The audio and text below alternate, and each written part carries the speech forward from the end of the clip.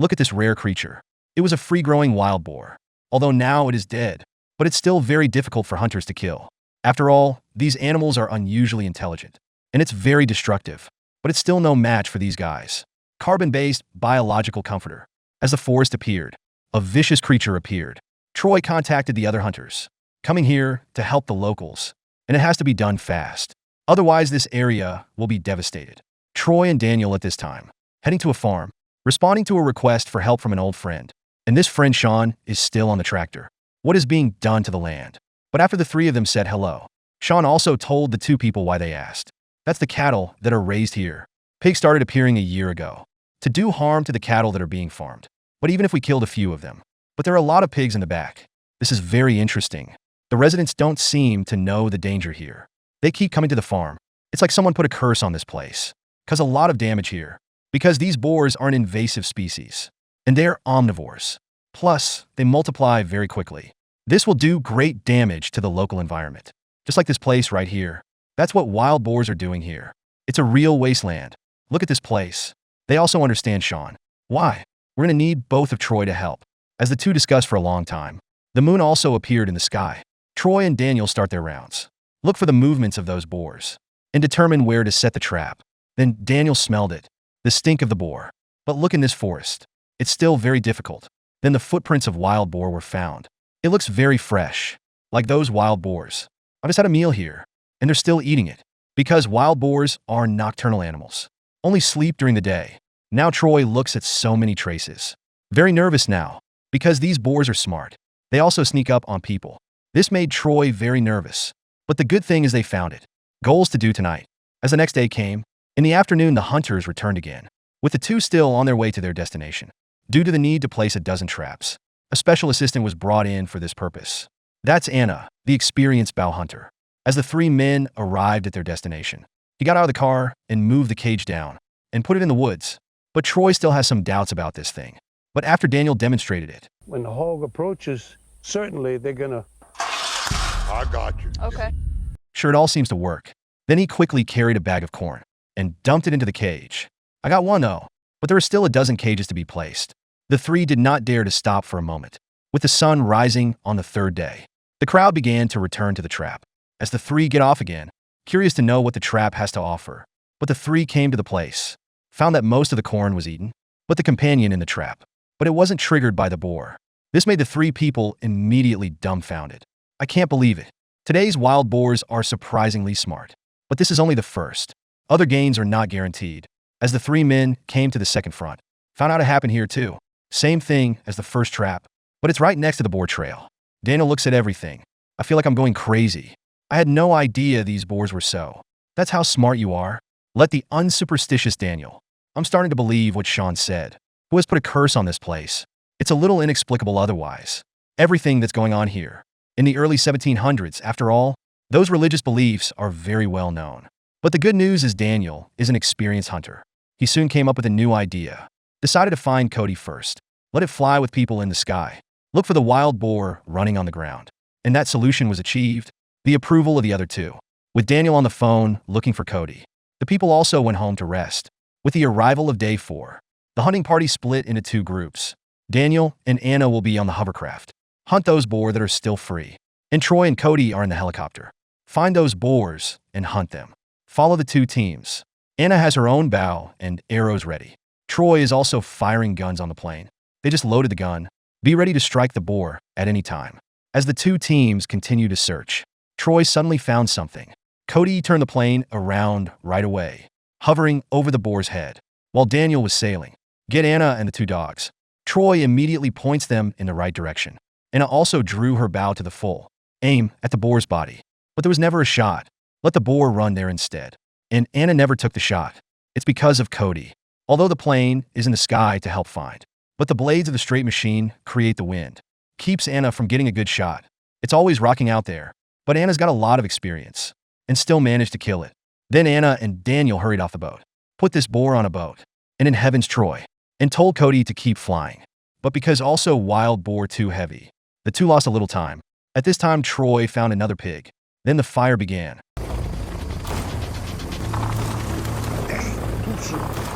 But the aim is a little bad. I didn't even get a shot off. But it seems that the boar is a little more resilient. Anna's shooting an arrow. Wild boars can still run. But the good news is that after Anna shot an arrow, the boar also fell to the ground. But Troy was there. Shoot the other boar. That's a little fast. After the trio shot multiple wild boars in a row, thought this place was cleaned up, so he decided to return. When 3 people on the way back, Troy's phone rang. I picked up the phone and found out it's Sean the farmer.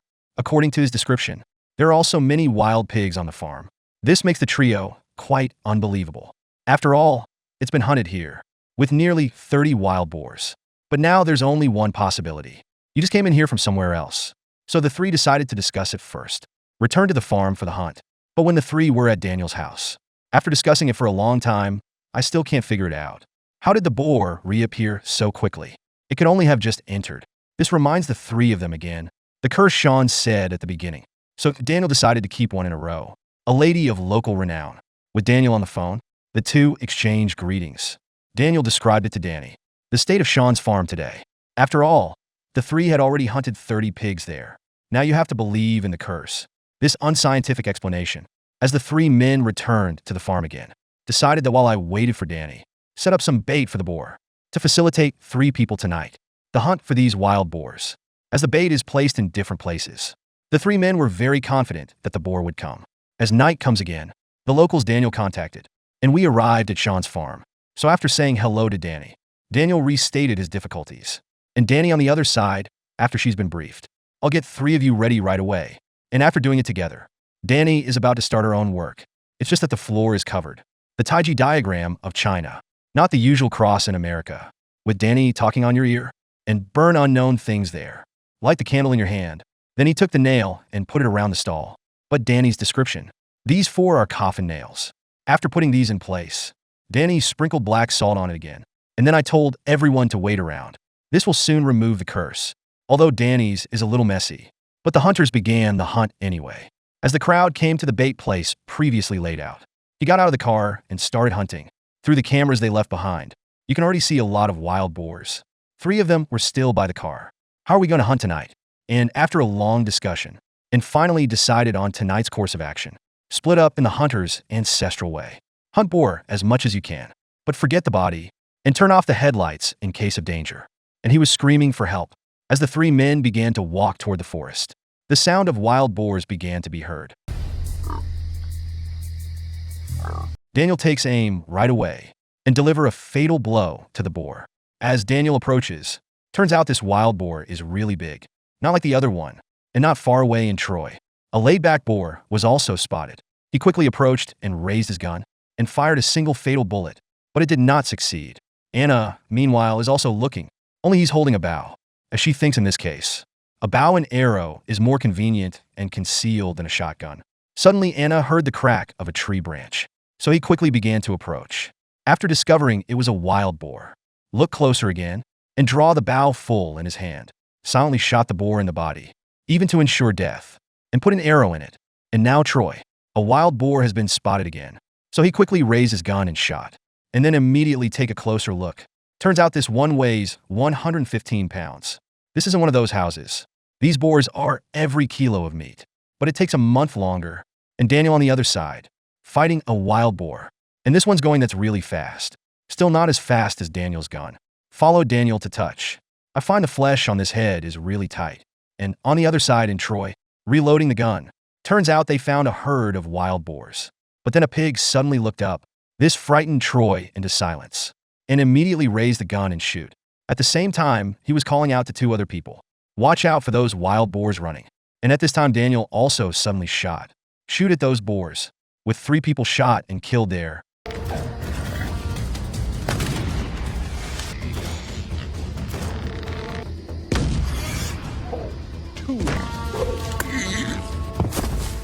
The 3 men successfully hunted many wild pigs. But to prove he was serious about his work, decided to call the farmer Sean. As the 3 men loaded the boar, Sean drove up too. As the 4 meet at the hunting grounds, immediately start approaching the truck on the side. Have Sean watch the boar outside, looking at the car full of dead pigs. It was a great emotion, and I even found this inside. And the head weighs nearly 275 pounds. Then Daniel suddenly said from one side, guaranteed to have the boar here. All of them will be hunted. After all, on this one night, the three have hunted 40 wild boars. If that doesn't solve the problem. So what happened here? It's going to be very complicated. As the 2 weeks passed, Troy, Daniel, and Anna, and back to Sean's farm, decided to check out your results.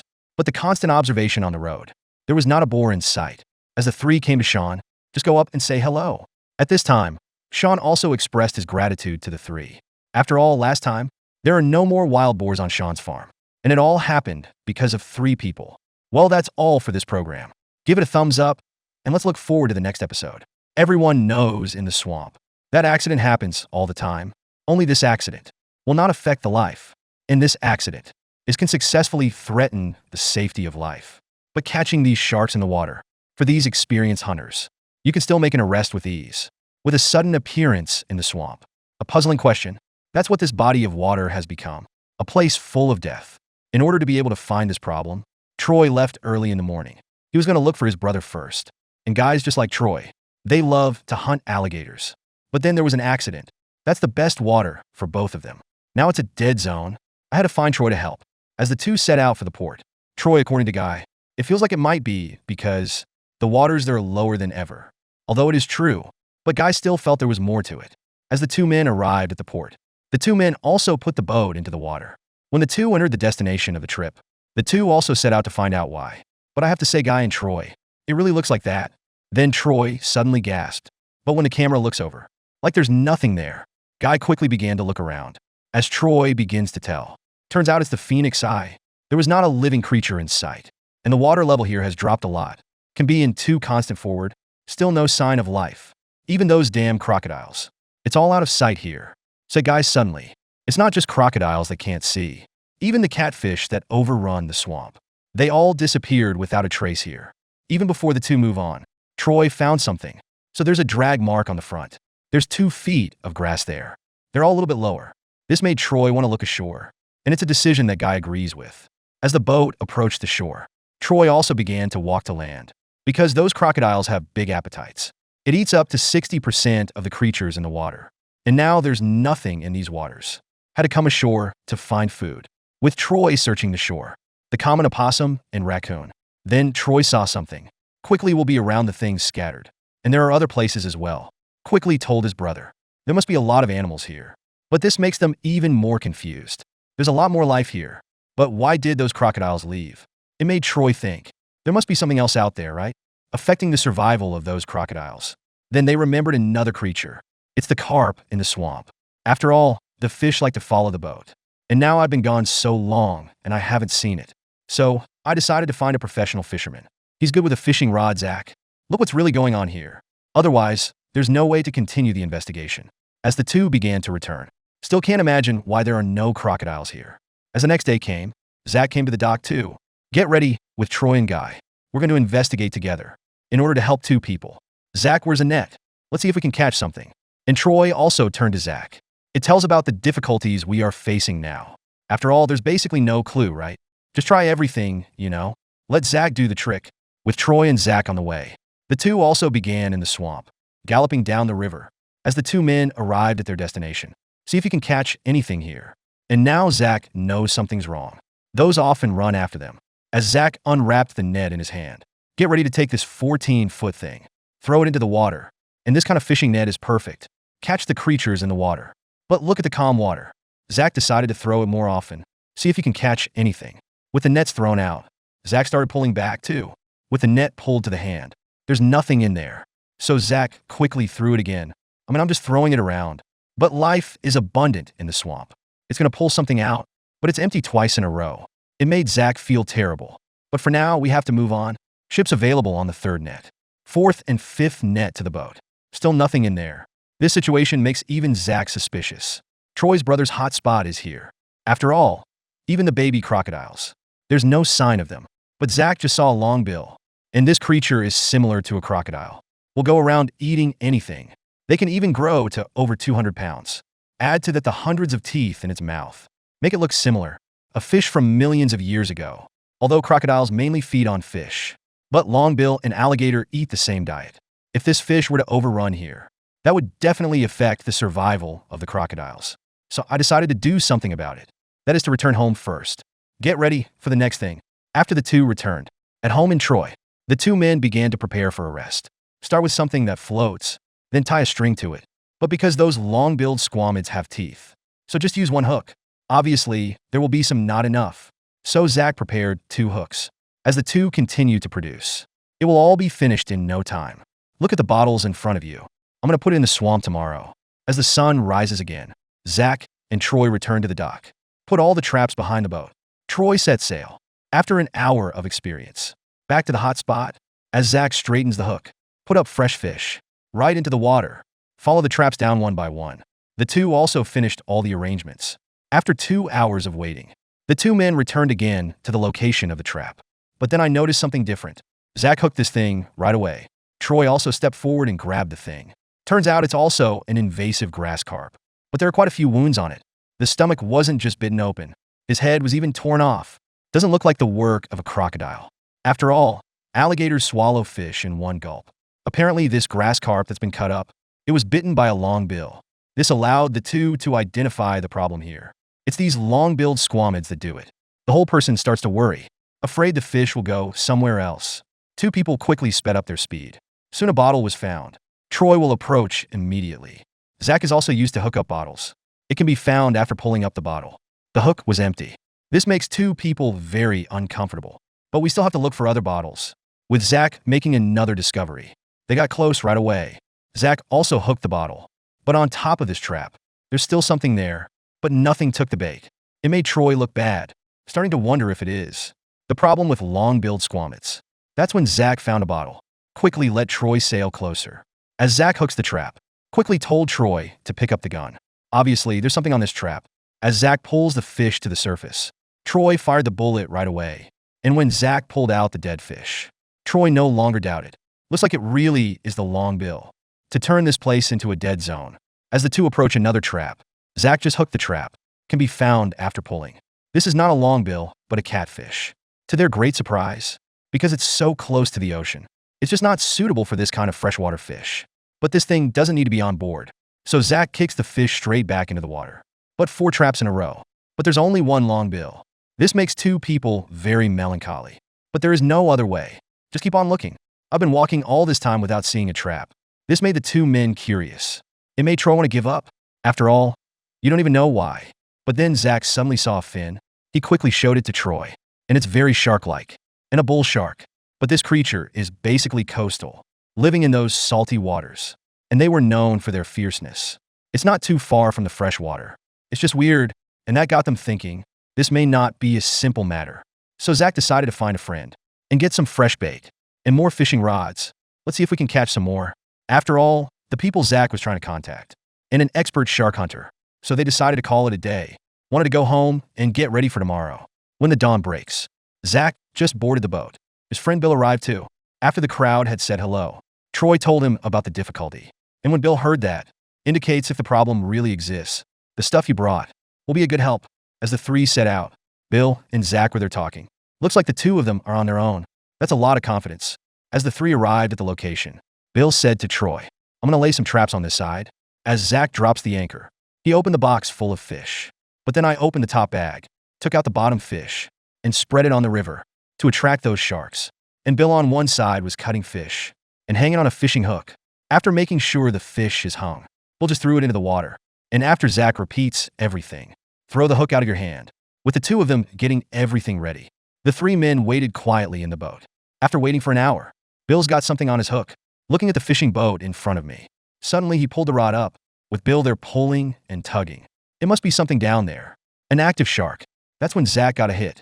But after a little tugging, Zach's stuff got away. But the good thing is Bill still has it. They were immediately standing next to each other. As Bill pulls the shark to the surface, Troy snagged it right away. With the shark being put on the boat, the 3 were very excited. But after that there was a silence. Didn't expect the problem here. It turns out these sharks did it. Then a fin suddenly glided across the water. Zach quickly throws out the hook. As the whole person becomes still, suddenly he pulls the hook back like crazy. Zach is in a pretty bad way, but he managed to pull him to the side of the boat. Troy stood aside and waited, and put the shark straight in his pocket. Then he hurriedly took it to the ship, and Bill on one side looked at the shark. Turns out this one doesn't have any fat on it. Definitely a top predator. But then they suddenly became very surprised. There was a bottle flying around, so the three men quickly sailed close. Zach also hooked the bottle with a fishing hook, pulled to the surface with what's underneath. The shark was struggling there, and they're drilling down there. But Zach used his brute force to pull him to the side of the boat. Have Troy put it in the net, and this huge shark exists, and it proves that the crocodiles. Why don't you just stay here? But here's the problem, and look for those crocodiles. Where did they go? After all, after finding them, it also means you'll find a bunch of crocodiles. After an afternoon of searching, the sun also rose the next day, and Troy's got his own brother. We're going to show him where the crocodiles are. As the two men boarded the boat, they set off. Troy took Guy right away, hurtling through the swamp. As the two slowly approached, Guy noticed a difference too. That is, the environment here is better. Crocodile tracks were also found, with Troy flashing a creepy smile. Guy spotted a crocodile too. That's a lot of stuff. That many in one place. Well, that's all for this program. Give it a thumbs up, and let's look forward to the next episode. Look at this old man right here, in a swamp full of crocodiles.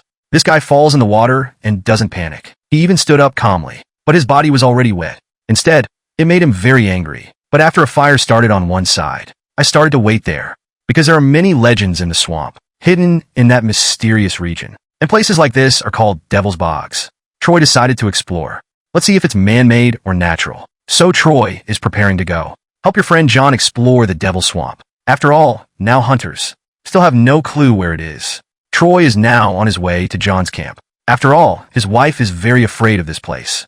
As Troy arrived at the camp, immediately go up and say hello to John. He asked him about the difficulties he faced, and John will see it in the swamp. That mysterious green light and that weird sound. But there's more to it than that. And there's a big X. Curious how did that happen? But that's not the biggest mystery. There's even a notorious beast among them, also known locally as the werewolf. But it's a legend, because there's so much mystery here. John wanted to take Troy to the swamp first. After all, it's there now. Troy doesn't know anything. As the two raced through the swamp, under John's leadership, ran for almost an hour, finally arrived at the destination of the trip. Follow John's hand forward. Something also appeared in front of them. That's the big X in the swamp. Troy is under close observation. Turns out it's made of cypress trees. But this perfect big X, it still makes him think it's weird. So he decided to get off the ship first. Go to the depths of the swamp. As the two continued to deepen, suddenly I sensed something was wrong. Although the environment here is very good, but I couldn't hear any animal sounds. This makes the two very nervous. As the hunters see the big X, this is very scary. Werewolves must have some intelligence after all, but he's a beast himself. I'm sure they'll put some markers here. And this thing right here, there's a good chance the werewolf stayed. Then John pointed to another place, and that's where it was heard. Those mysterious green lights and hisses. After Troy was briefed on the situation, he and John began to leave. After all, I'm not sure about those mysterious things. Still very bad at it. Decided to go back and ask a friend for help. As the next day came, Troy at the docks again. I saw my friend the captain, with a beautiful lady Mathern. Troy said hello to him. The captain introduced him to Mathern. And this young lady is a trader. Her great-grandmother used to introduce traders. The name is not abuse. It's a professional term for a psychic. As Mathern took a book with him, he solemnly handed it to Troy. This is a guy Mathern eats with, after all, or this one's departure will become meaningless. As the three men began to move toward the swamp, it was very fast moving towards the target. And during this time, Troy, also to the two, tells the story of the difficulties we face today. And after hearing this, the captain expressed great confidence. Miss Mathern is here. None of this is a big deal. As the three men arrived at their destination, the mysterious Big X, the three men quickly got off the boat and approached. In the meantime, there's constant observation on the road. Even Miss Mathern on one side. He put his hand on a tree, start to feel the energy in it. And the other two were waiting quietly, watching Miss Mathern feel it there. Follow the hand away from the tree. Miss Mathern says it's not nice. He felt something very wrong with the tree. That left Troy a little speechless on one side. After all, this is already known. As the three men walked on, also came to an abandoned house. Looking at the barren landscape inside, three people feel this is very lonely. And then Mathern felt bad again. Then Troy suddenly saw something, picked things up right away, and handed it to Mathern, with the way she kept feeling in there. Such a shocking thing. I'm getting this feeling of a woman. This surprised Troy. I didn't expect Miss Mathern. That's real technology. All it took was one shoe. I feel these things, with the shoes back in place, and looked inside again. It feels like she used to live here, just standing there waiting for someone. It didn't seem like a long time in there. He sat down on the ground to one side. What was drawn there in the beginning? As Miss Mathern turns the book around, They also saw a woman up there.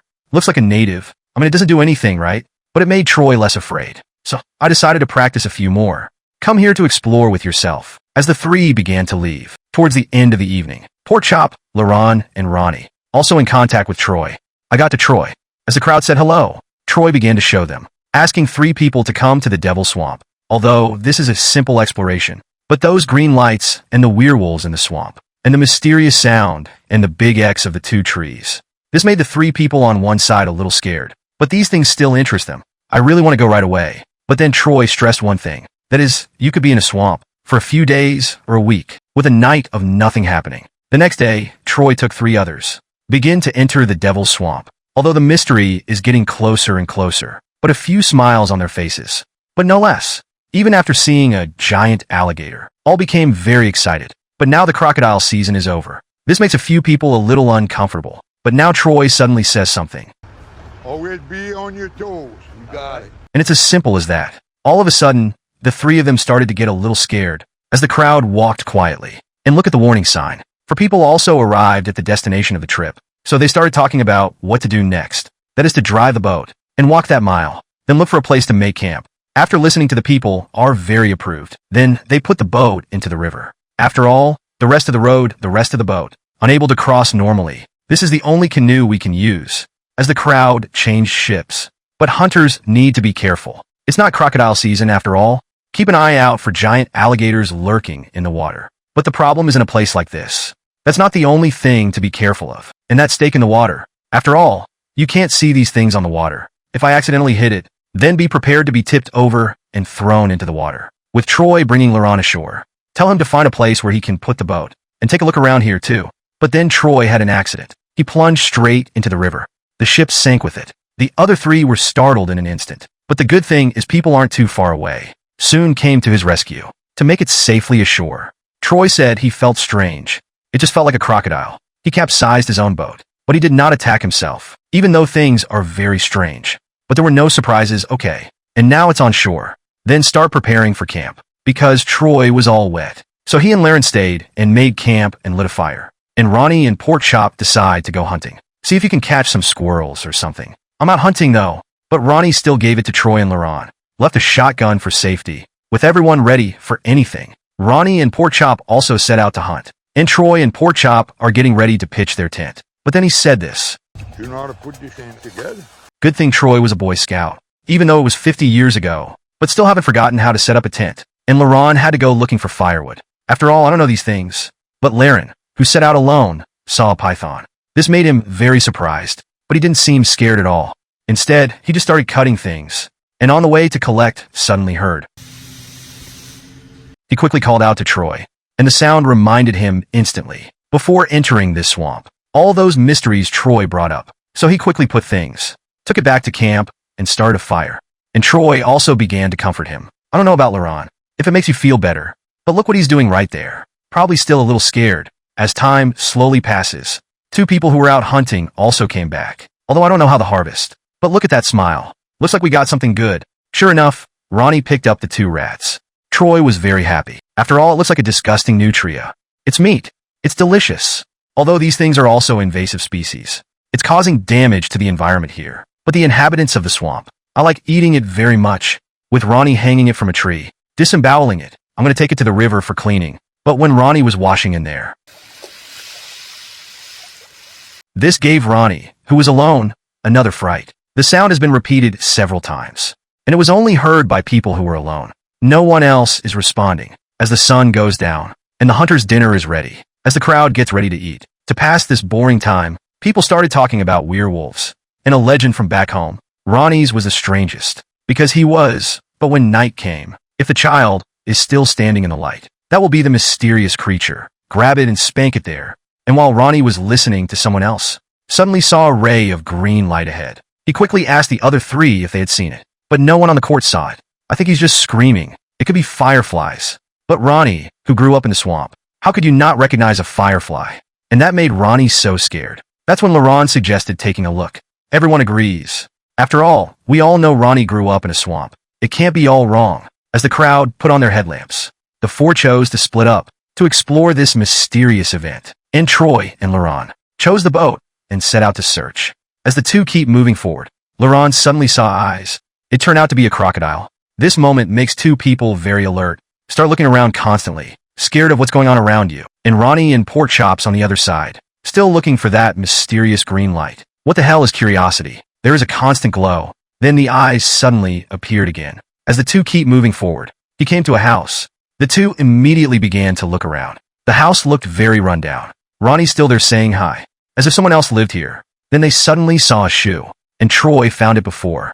The shoe that the local left behind. Then they heard the mysterious voice again. It scared Ronnie and Pork Chop in an instant. He started running right away. I'm afraid to stay here any longer. And put it 3 miles away. Troy and Laurent are better off looking for something mysterious. Then suddenly they heard voices again. Quickly began to move in the direction. Suddenly there was a green light in front of them. But as the ship gets closer, did you find something glowing? Troy paddled on immediately. Then the voice came again, and it was very loud. But under Troy's observation, turns out it was an old oil well. It was very shabby. Looks like it was 70, 80 years ago. It was built right here. The way they looked at it, Troy understood everything. That light is emitted by refraction. The sound is carried by the wind. And after figuring everything out, the two also began to leave. As the four meet again in the swamp, Ronnie immediately turned to both of them, tells of the mysterious house. And Troy also to the two, said the mysterious sound and the green light. Ronnie and Pork Chop, after getting to know each other, I was instantly relaxed. So the four got ready to go back to bed, with nothing happening all night. Second day of Troy also found John from the docks, preparing to recount the mysterious events. Two people after greeting, Troy began to tell him, although we know where the green light and the sound came from, but there's no werewolf there. And that giant X, what is the reason? And John learned about it. After thanking him, they began to leave for home. Well, that's all for this program. Give it a thumbs up, and let's look forward to the next episode. These guys are really stable mentally, looking at the various treasures before us. Not only did I not get carried away, it was even very calm. It's not just crocodiles, pythons, and fish, and huge cypress trees. It's worth hundreds of thousands of dollars. But the money is not so easy to make. After all, you don't just have to walk through that dangerous swamp. And beware of the potential dangers. There is a mysterious treasure in the swamp, but many locals are reluctant to go. And the reason is pretty simple. That's the way to it. It's full of all kinds of dangers. So Troy found two friends. Let's explore the mystery. And now Troy, I'm discussing it with Don and Kimchi. The hidden treasure. And Don just happens to know something. That treasure is in the old sawmill. But it was in 1915, by a sudden hurricane, to destroy the mill outright, even though the people there have left. But the log of the cypress is still there. And these things are very valuable, at $20,000 a piece. But this one provided the country with huge timber.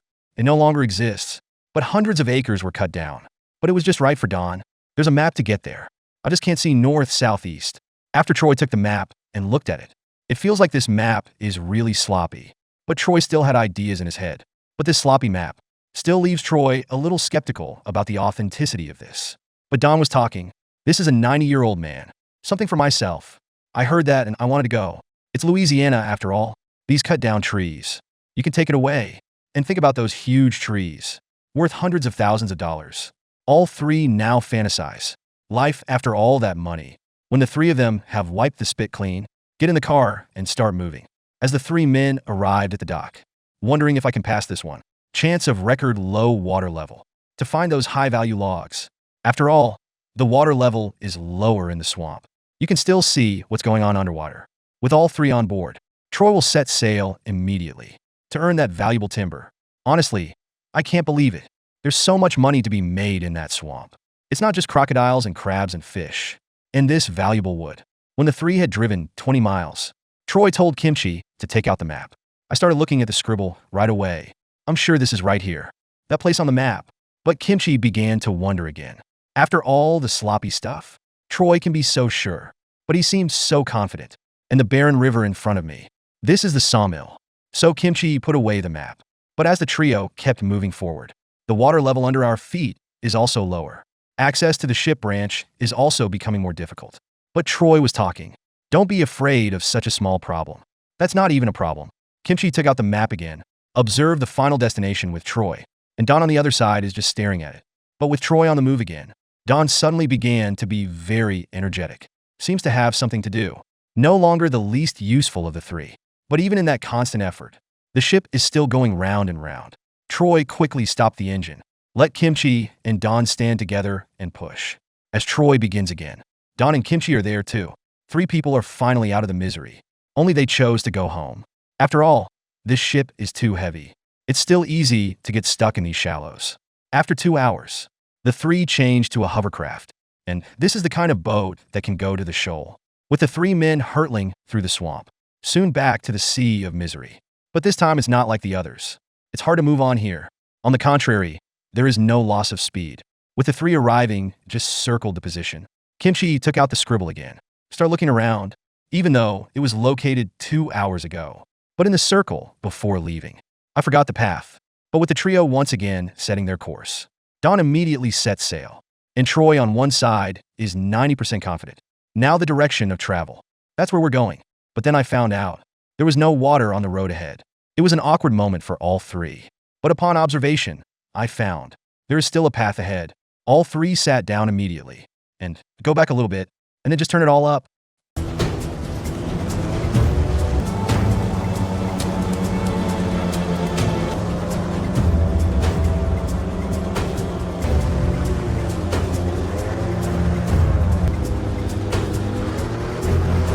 As the 3 men kept moving forward, all of a sudden, the boat is on land. I got stuck right here. 3 people quickly began to discuss how to run out. But then Don found something. As the camera goes by, it turned out to be a rotten cypress tree. The 3 men immediately got off the boat to check it out. After the touch left and right, he put the beautiful bark on the boat.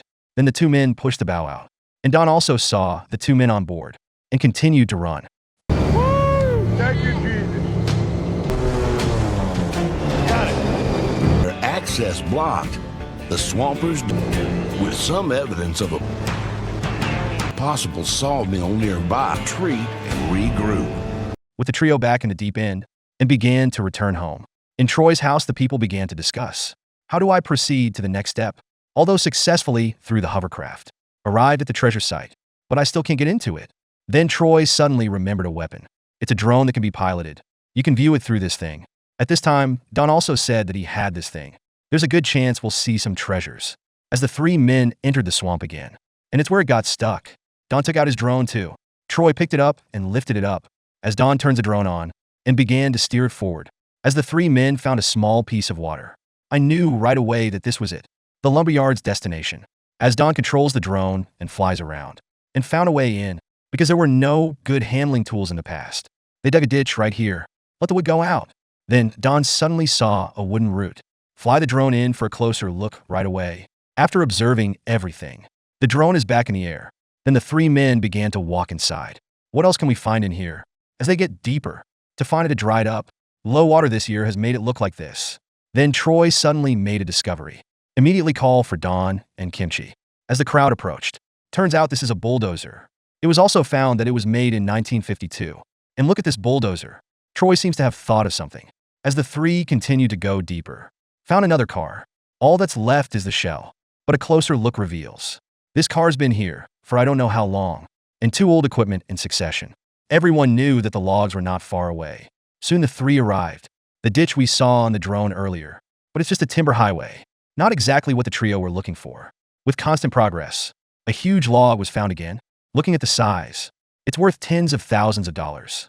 It's 40 feet long and 5 feet wide, and all those bruises. It's worth all the fun, and that made Troy believe even more. This is where the sawmill is located. But as the trio kept moving forward, came to a very disgusting place. That's the swamp. It's the swamp that can sink people into the ground. That's an instant stop for all 3. Can't go any further. But the 3 did not want to return. After all, the logs haven't been found yet. But there is no other way. Can only return to the ship again. As an hour passed, the 3 also returned to the dock. And Troy figured out who to turn to. That's our old friend Cody. This doryman guy. With Troy on the line, after saying hello to Cody, he told him about his predicament and the nearest target, the sawmill. And when Doryman hears it, immediately means to wait. He brought the swamp wagon the next day. After all, it's too late now. Take care of your spirit. With a night of nothing happening, the sun rises on a new day. Old friend Cody Doryman, and with 3 of them headed for their destination. With Cody driving around like a tank, galloping down that bumpy road. No, there's no road. But under the weight of Cody, Flat grassland appeared behind. But then Troy said, "The car is a little small. Sitting in the back keeps getting cut by branches." Of course, Don feels worse than Troy. He was wearing a vest, after all. Then the four suddenly found something. "Get out of the car and check it out. Get close and look at the log." Doryman also confirmed what Troy said. "I'm looking at about a dozen feet of logs." The four believe it must be worth tens of thousands of dollars. As the crowd moves on again, people began to get hurt by the branches. But this time it didn't last. You stop the car again, start looking for the sword music. But this is moving through the swamp. It's very dangerous. Can only move forward carefully and keep moving forward. And this situation arises because of the dead leaves, plus all that soft ground. Makes it very easy to get caught up in. But Don is a very good man, still moving forward. 3 others watched from behind. But the iron-headed Don is still very lucky and walked back to land again. But Don found another ditch. This pleased the 3 men in the back because it represents logs. That's 1 step closer to 4. So keep going though. But there's no way to walk as the trio began to return to the car. But Don was still there checking the depth of the ditch, with the 4 successfully finding their way. Cody is also leading 3 others forward. But moving forward is very difficult. I even got stuck in it. So Cody started going backwards. But even if we go back the same way, but going backwards is still hard. So the other 3 people in the car started to get down. Leave Cody alone to go backwards. But even that was difficult. This made Troy hurry to change direction. But Cody turned a deaf ear. "I'm still doing what I'm trying to do. I just didn't expect Cody to be in a place like this." Success regressed out. The other 3 saw it. Get back in the car right away. Cody also walked forward again, with the 3 men successfully leaving the swamp. The hunters are back on land. But then Troy found the wood. The 4 immediately got out of the car and approached. And huge trees like this. There are so many. There are even logs up to 9 feet wide. This makes the 4 people very happy. I never imagined such a big tree. That's how you survived every hurricane. And here it stands, and it even reached a height of 40 feet. I have no idea how much this thing is worth, although people are very surprised by this thing. But it hasn't gone to my head yet. So I chose a fallen log. Cody quickly pulled the rope out of the front. Don's getting it and tying it up with the rope wrapped around the tree. Cody started backing up right away. In the constant pull down, logs were also pulled out, but then the rope snapped. This made the 4 people very surprised. After all, you can pull 10,000 pounds of stuff. And now there's nothing to be done. So the 4 decided to leave a mark here. Then wait until next spring, when these places are flooded again. You can come back and haul it away on the boat. But now Troy was worried about something else. That's if you pull out some logs, there will be another gold rush. People will destroy everything here. So the hunters decided, keep this place a secret for now, until we clean this thing up, after the discussion, and began to prepare to go home. I have to say, the American people, that's taking capitalism to the end. As the next day came, the 3 hunters were together again. They decided before they left. We're redoing it at Troy's house. Recap the events of the last few days. Although, in this one adventure, very fun and exciting, but Don still hated the trip. Clothes get dirty all the time after all. Well, that's all for this program. Give it a thumbs up, and let's look forward to the next episode. These guys are so bold. How dare I face a crocodile? Still talking and laughing. I'm even seeing it, as the crocodile continues to bite forward. And not scared at all. Stood by and watched the alligator struggle. And in rural Florida, one of the deadliest on Earth has emerged. The fiercest creature of all the Nile crocodiles.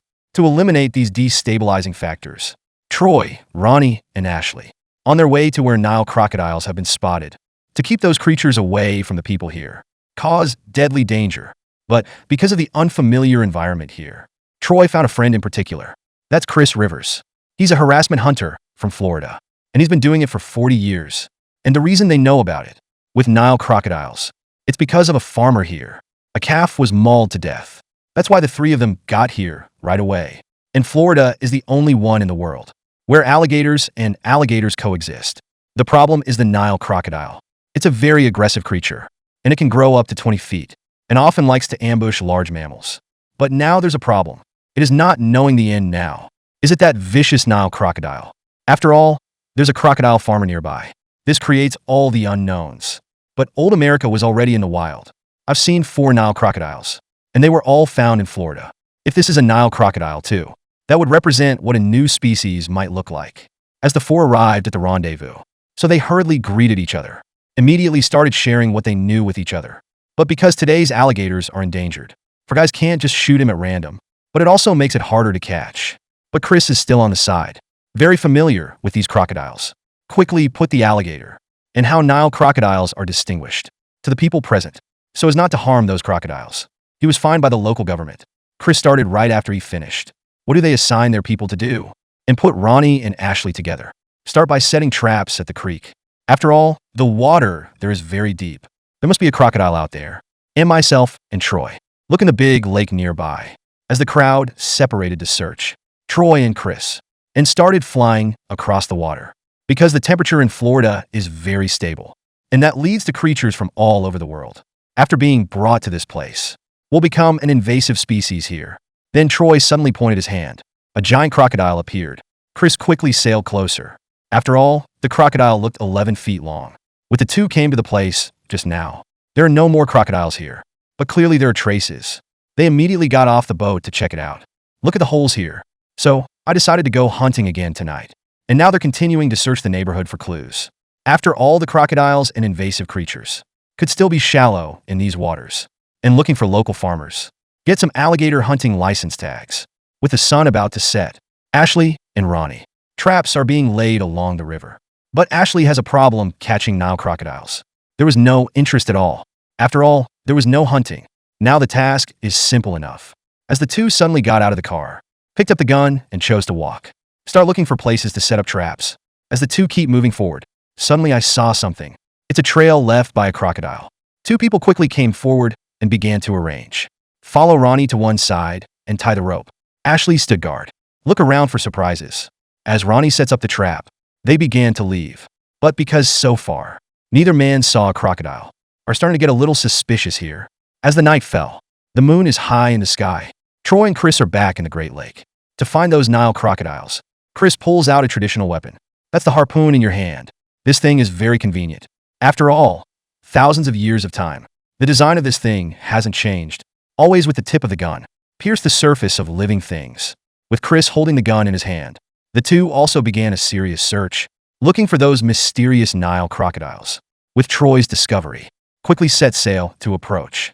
Chris also raised his gun right on the alligator's body, stuck the tag on the alligator, and the crocodile was stabbed. Troy hurried forward, grabbed the rope, and started pulling.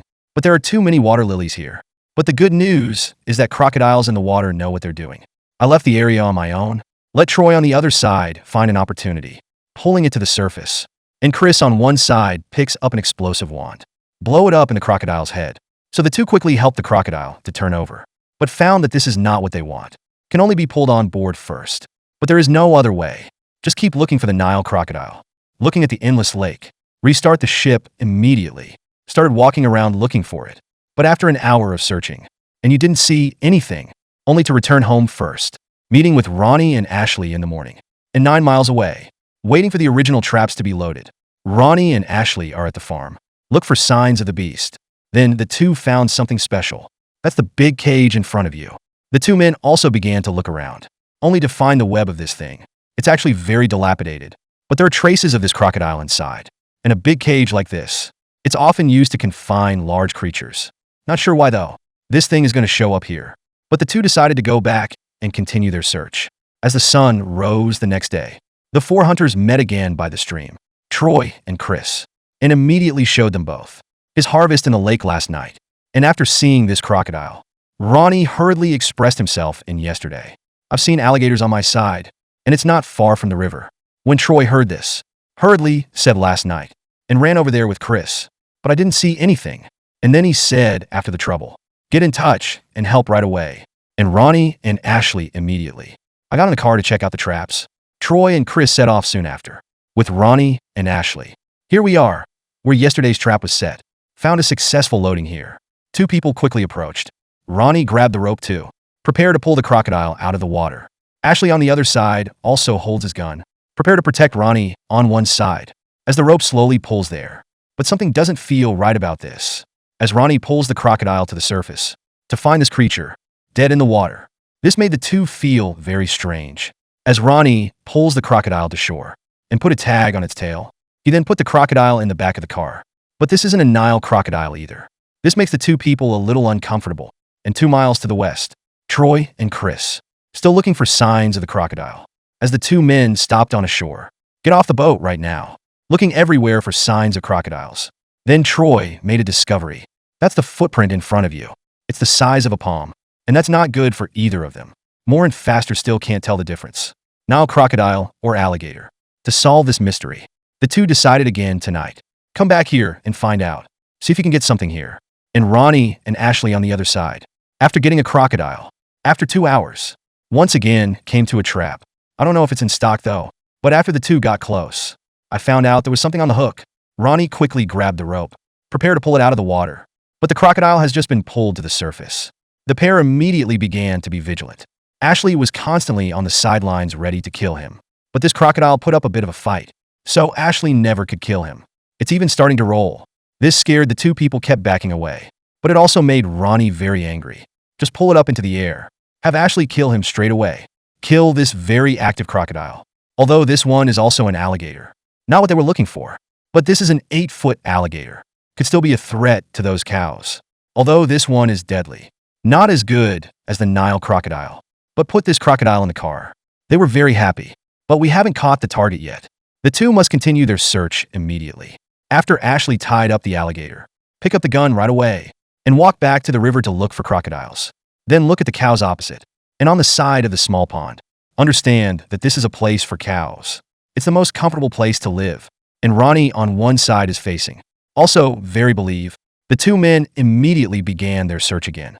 And Troy and Chris on the other side, in the use of a few hours, look for signs of those crocodiles. As the two arrived at a place, turns out this is literally the best place for crocodiles to live. When the sun was about to set, Ronnie and Ashley are still looking. That's where crocodiles might be. Then the two suddenly stopped, started walking around. Of course, two people still have to take things. After all, if you find a crocodile, without a gun or a triangle hook, then the crocodile was found for nothing. This is Ronnie suddenly hearing a noise by the river. Two people quickly ran over. Ripples on the surface of the water were also observed upon approaching. Not sure what it is though, but Ronnie threw the hook pretty quickly. You can keep pulling back, and there's nothing in the hook. But that didn't disappoint Ronnie. You keep throwing the hook out. But we had better luck this time. Successfully test out the depth here. So Ronnie immediately threw another hook. It can be pulled back slowly. Ashley quickly asked about the harvest, but Ronnie still didn't have anything. It made him very uncomfortable and wondering where the hell that thing went. As night falls again, Troy and Chris are ready. Back to the Great Lake again. After all, the two are so sure of this place. There are quite a few giant crocodiles. As the two of them speed across the river, soon arrived at the destination of the trip. But two people on the way to find. The water level here is surprisingly low. But the good thing is that the vehicle they use is a hovercraft. This makes the two very happy. At the same time, Ronnie and Ashley, still looking for the crocodile's hiding place. But you don't know where it is. Two people can only keep looking for the river. Then the two suddenly heard a noise. Quickly turned his head to look over. Ashley also picked up the triangle hook. After all, that's a lot of noise. Could have been the destination. As Ronnie throws the hook out of his hand, start pulling back immediately. And there's nothing. But Ronnie feels like he just caught it. So hurriedly threw again. But in the trial, still no hook. But Ashley on one side sees bubbles. Ronnie quickly threw the hook away again. Can be slowly pulled back. But there is still no harvest. This made Ronnie very angry. After all, that crocodile was so big. I can't even think about this one. You run away like that. And Troy and Chris on the other side, still looking for a possible crocodile. But with two people constantly searching, crocodiles were soon spotted on one side. So Troy quickly turned around, ready to plug the tag in, and Chris is on the side sticking his gun out. As the two men approached the crocodile, Chris just put the gun in, with the crocodile successfully shot. Troy turns the ship around again. But this mark is actually, once again, came to the Phoenix Lotus. As hard as it is for Troy. But he went ahead and grabbed the rope. But the water lily exists. It's still hard to pull it out. So Chris hurried the boat away.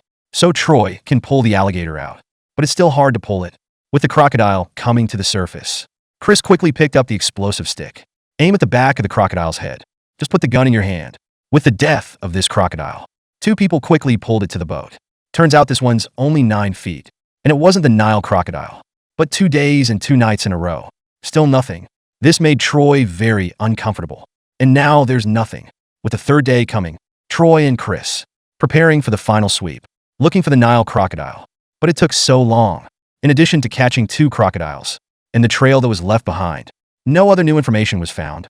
Then they spotted a flock of vultures. As if there was something dead. Two people quickly set sail close, with Troy and Chris, to the position we just reached. The two also made a discovery. Quickly picked things up. Look at this huge bone. That's really clean. I feel like I've just been cleaned. Most likely a vulture in the sky.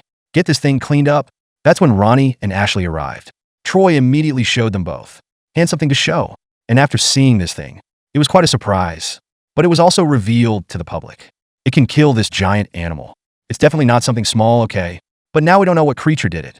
He decided to immediately think about the farmer and the people around him. Tell about this particular discovery. But there is one good thing. It's not a Nile crocodile. After all, this stuff is just like gnawing those creatures to death. Well, that's all for this program. Give it a thumbs up, and let's look forward to the next episode. Deep in a remote swamp, suddenly a mysterious creature appeared. It makes the hunters who live around there. I became very scared in an instant. Plus the son's at home. He used to scream there for no reason. In the Everglades of Florida, Troy, the Swamp King, got a call. That's his friend Dusty. Wanted him to stay at his camp for a few days. Look into the matter in the meantime. Then someone saw a skunk ape, and close to home, and this creature is a legendary beast. It's said to be a combination of man and ape, and the phenomena witnessed today become more and more frequent. After all, its body smells bad. As Troy arrives at Dusty's camp, the two immediately greeted each other. Dusty was able to identify Troy. Nothing happened recently. Immediately told me what happened here. There was a fisherman. A skunk ape was seen nearby. This made Dusty very scared. I don't believe in it though, but there's so much weird stuff going on these days. Plus the recent sun's at home, always looking in one direction in the swamp. Keep barking at it. Still makes Dusty very uncomfortable. After listening to this, Troy said, I don't know much about these things, but there was a friend, Jack. Maybe it can help, and let's find something.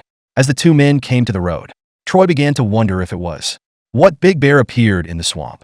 When Dusty heard it, he thought it wasn't. I wasn't in the woods, after all. I've seen those bear droppings. With the two walking for an hour later, Troy and Dusty found Jack, too. 3 people after greeting.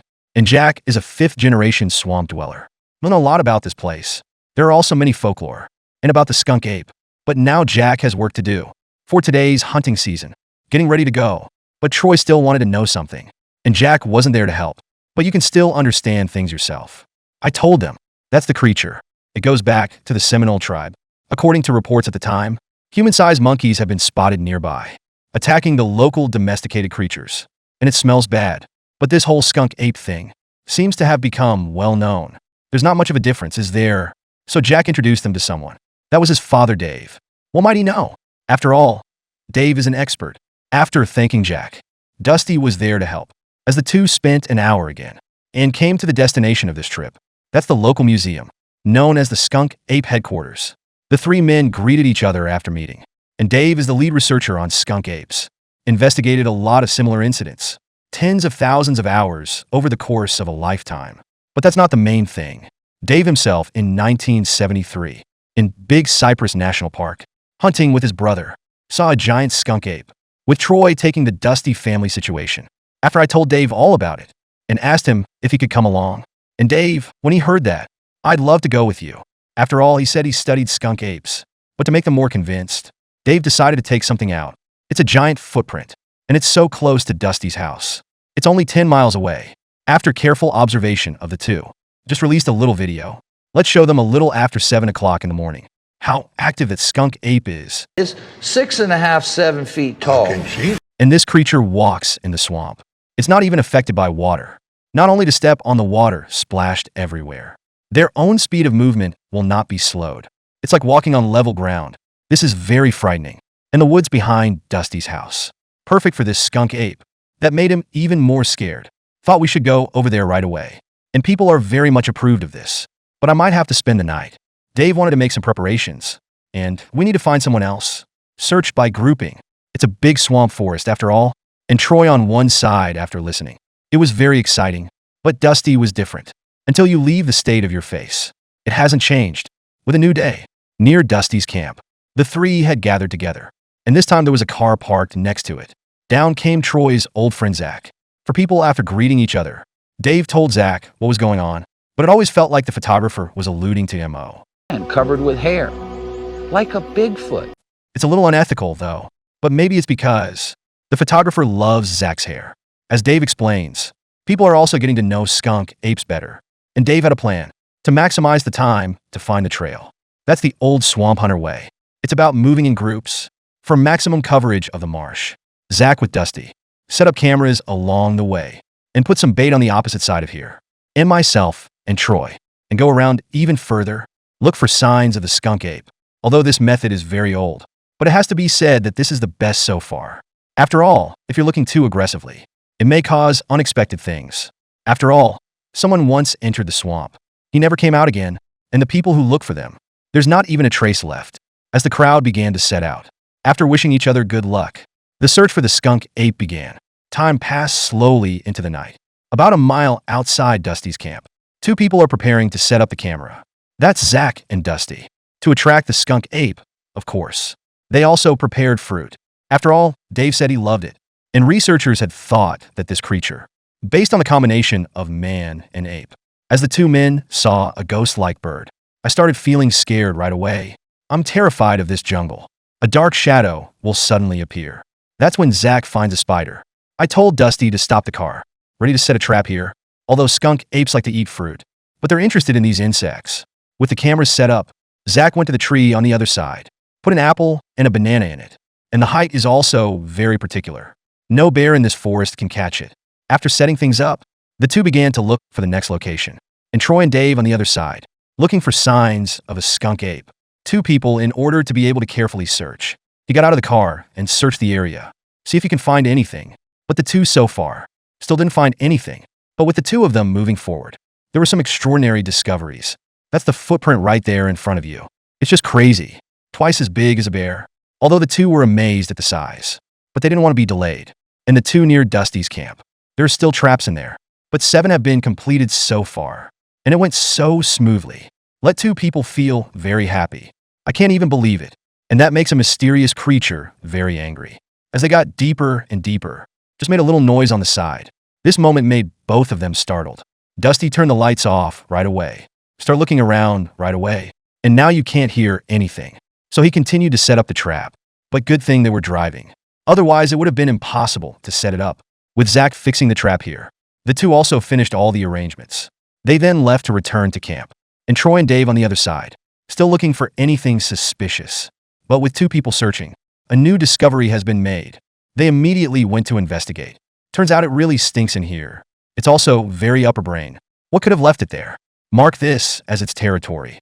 And this also represents who has entered the field. Warn others to stay away. Just two people also began to fear. So I chose to leave here. But then they heard something. It made Dave fall over.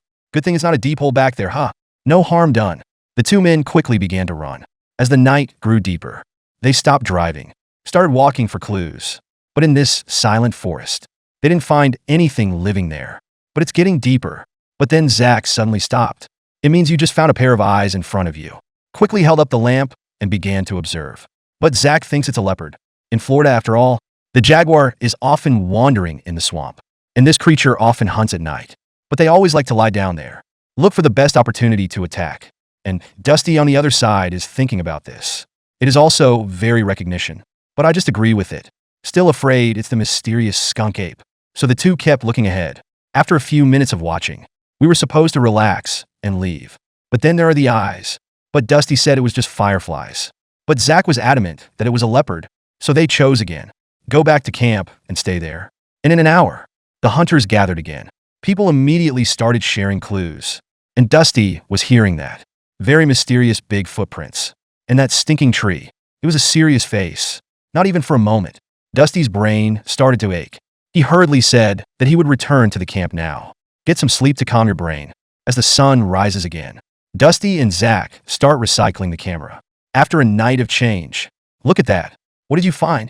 As the two passed an hour's journey and came to the first trap, Zach quickly stepped forward to check. Found this thing working fine. There must be a lot of stuff in there. With Zach back in the car, hurriedly set off again for the next place.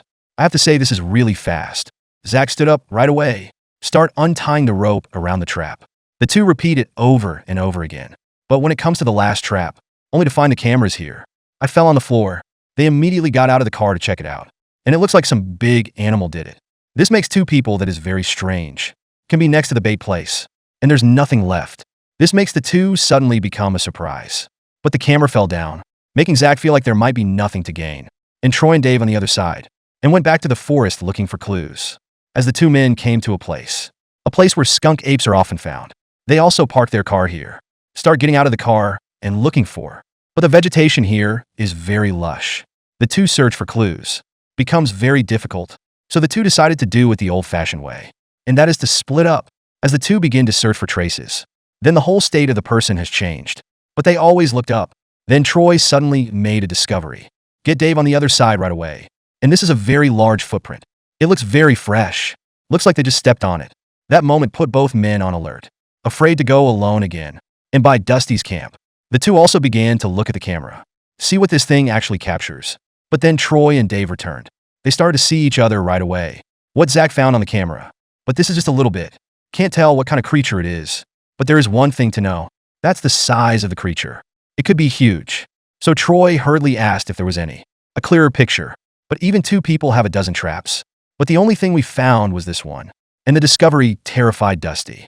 I want people to drive in the swamp, make some loud noise, to scare away this mysterious thing. And when people hear that, just get in the car and start operating. As the crowd set off again, Troy's over there honking and running. And Zach and Dusty on the other side. Because the car doesn't have a horn, only through other means. That's the sound of a car engine, and the sound of my own whistle. The constant march through the swamp. After 2 hours with the crowd, the hunters returned to camp once more, begin to conduct the summary of this action. But that didn't make Dusty feel any better, until Dave said something to the side. As soon as we find out where the skunk ape is, I will find myself immediately. After all, we are not far apart. Dusty heard that too. A little bit of psychological comfort. It didn't get any better though, but I let myself relax a little bit. But after everyone summed up the clues, it turns out there are a lot of possibilities here. But fortunately, there's no direct evidence. There's a skunk ape around here. And after hearing those words, Dusty was instantly relaxed, even in the mood with 3 other people. There's no talking and gagging. Well, that's all for this program. Give it a thumbs up, and let's look forward to the next episode. Look at the unfortunate man in front of you. Even if it takes a critical hit somewhere, he rolled on the ground in pain. He couldn't even speak out of pain, but he got up and went back to work. And the reason he worked so hard, because his current career is very lucrative. And you only have to work 1 month a year. They can earn millions of dollars. That's America's famous swamp hunter. And the lucrative business has attracted hunters. Because of the alligator epidemic in Louisiana, the government, in order to maintain ecological balance, the hunting season is open for a month every year. All the hunters need in the meantime is a sign. You can legally kill alligators for money. With this year's hunting season already halfway through, hunters will face different challenges today. While Ronnie and Timmy were in the harbor getting ready, Ronnie suddenly realized Timmy broke his arm. But Timmy didn't give Ronnie any notice. It worried Ronnie too, whether Timmy is up to the job today. But Timmy is confident, can finish today's work. After driving for some time, we've reached our first goal of the day. Close to stopping the ship, Ronnie pulled the crocodile straight to the surface. Good thing this crocodile isn't huge. Ronnie can pull him into the boat on his own, although the first crocodile is already on board. But that didn't make Ronnie any less worried. He even gave Timmy a new name just for the occasion. And 25 miles away, Daniel needs to hunt alone today. And that's all because of yesterday. Dorian's boat capsized in the harbor. So Dorian's going to be home today to get the boat fixed. Personally, I think Dorian's a little upset, not feeling like going out hunting with Daniel today. So Daniel is on his own now. This is not kind to a 74-year-old man. And an adult crocodile is typically 7 to 9 feet long. They can weigh anywhere from 300 to 500 pounds. Some can weigh as much as 1,000 pounds. And the sides of the hovercraft are higher. Makes it even 2 hunters. It's hard to lift it up. By this time, Daniel had reached the first trap. Pull the line up after getting close. Just pull the crocodile out of the water. After a little teaser with the crocodile, he picked up the gun right away. But the crocodile didn't give Daniel a chance. But Daniel is still sophisticated. Just pull the alligator up. Send him to God. Daniel was momentarily perplexed by the huge object. But we were able to pull it up in the end. After inserting the label, Daniel didn't dare stop, because he knew he was hunting alone. It's going to take longer to fight the alligator. Meanwhile, the Willies on the other side, on their way to a special area of water. And there lives a crocodile named Renegade. Both of them need to go immediately, in case this giant crocodile gets away. Then Willie spotted something on the water ahead of him. Little Willie looked at it and thought it was wood, but Willie let him throw the hook anyway. and you hit it directly. After pulling the crocodile over to the boat, Willie picked up the gun at once. But then the crocodile broke free of the triangle hook. This led them to believe that the crocodile was a traitor. After the two of them looked around, rediscovered the trail of the traitor. Little Willie saw this and immediately hooked it back to the side of the boat. After killing it, turns out it's not the same crocodile. The two immediately understood. The traitor just slipped away from them, and that makes them want it even more. Pull this smart, strong crocodile into the boat. And on the other side, Ashley and Anna are running the line. Then Anna suddenly told Ashley something. She's the one who made a bet with Don, and the bet is that whoever wins brings home the most crocodiles. The loser must clean the other side's boat. Ashley was upset to hear that, but Anna was confident. But the bet was made. In order not to clean each other's boats, Ashley decided to move faster. It soon became apparent that the trap ahead had been bitten. Then the boat stopped and began to coast. Anna grabs the rope as she approaches. Ashley also picked up the gun. Then Anna pulls it straight out of the water. The gators immediately put up a fight, although it took 2 shots to get him to God. But this alligator is a foot long. It's a great start to the day. After inserting the label, the two set off for their next goal, and 9 miles away, Don and Jacob are getting ready for the job. But Don didn't tell Jacob about the bet, and he thought he was going to win.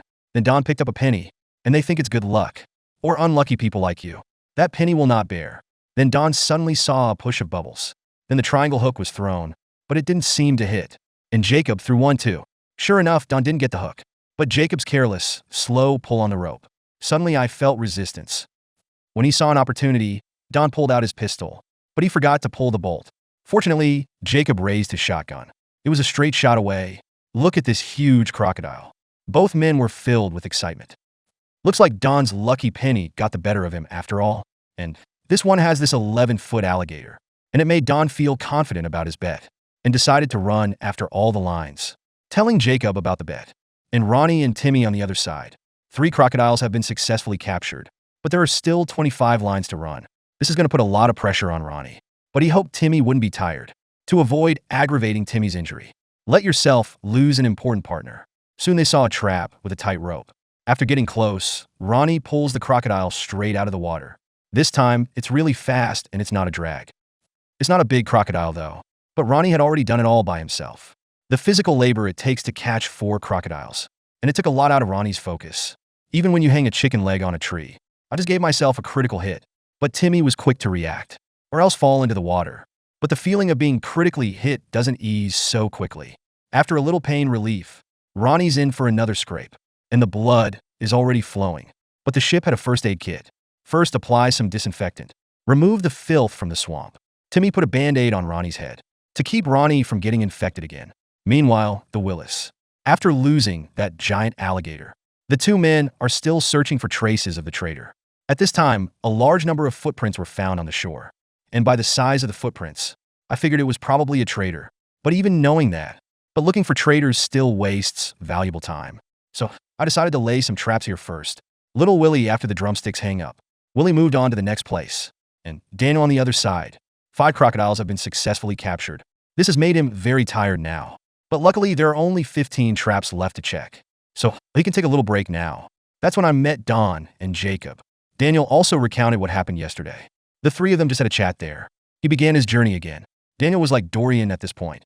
Watch Jacob's sailors. Daniel even wanted to ask for help. Meanwhile, Anna and Ashley. There are already 3 crocodiles on board, but it also makes Anna worried about her stakes. Quickly took out his lucky charm. Gave it a kiss. Bless yourself for winning the bet. But when I put it in my pocket, I suddenly noticed something. The ship seems to be sinking slowly. Ashley quickly stopped the boat. After checking the living water tank, found it was full. So Anna immediately took out 2 life jackets. Ashley plans to bring the boat to shore. There's not much to lose when you go down. After landing the boat on the shore, Ashley quickly began to dig for water. And it all happened because the loose plug of the pump caused a lack of power. Let the water in but not out. That puts a lot of extra weight on the boat. In order to plug it back in, Ashley quickly wrapped the tape around it. Fortunately, this method works. Now you basically just have to dig the water out. And Don and Jacob on the other side. Only 1 crocodile so far. And Don didn't say anything about the blockage. And that makes Don worry about the bet. Finally, he decided to tell Jacob the truth. This made Jacob a little angry, because there shouldn't be no communication. Just make a bet with someone. But the deed is done. Just try to do the best you can. That's when Don finds the trap ahead of him.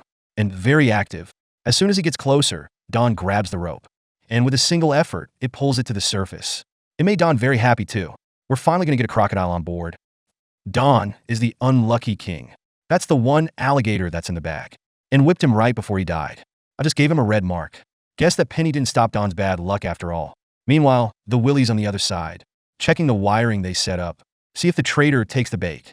After reaching the first trap, little Willie found it when he pulled up the rope. The rope has been torn.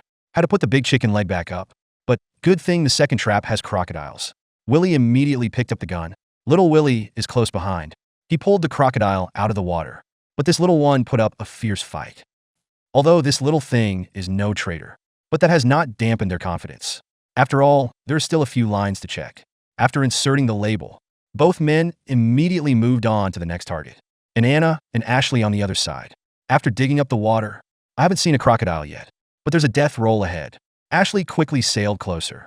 Anna, after pulling the crocodile out of the water, the crocodile starts the death roll again. Look at this crocodile with its feet in the air.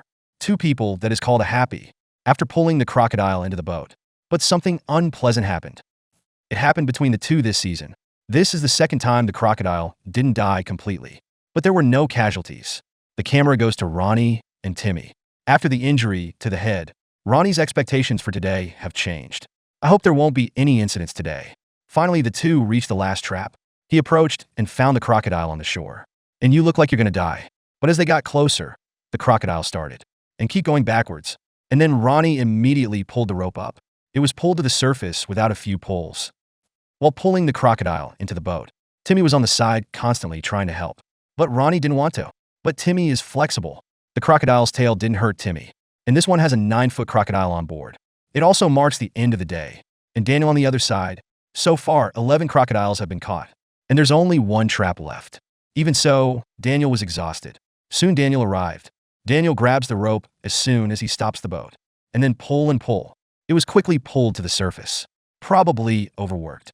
When Daniel picked up the gun, almost let the crocodile get away. But was still experienced Daniel to find a chance. I just gave it a shot of justice. The end of his bright and short life. With the help of the photographer, the crocodile finally got on Daniel's boat. After inserting the label, Daniel, 74, immediately started walking back. And meanwhile, Don and Jacob. 6 crocodiles have been caught so far. That worries Don a little too, trying to get some crocodiles to make sure you win the bet. Then Jacob spotted a crocodile in front of him, but it's a long way off. Good thing Don brought his Patriots. He quickly laid down and aimed. It was just a test shot. After the bullet landed in front of the alligator. Just right here, but this time it was a little higher. This also causes the crocodile to be disturbed. He dived back into the water right in front of them. That's how Don missed his chance to win. Meanwhile, the Willis. Only an hour left before the return flight.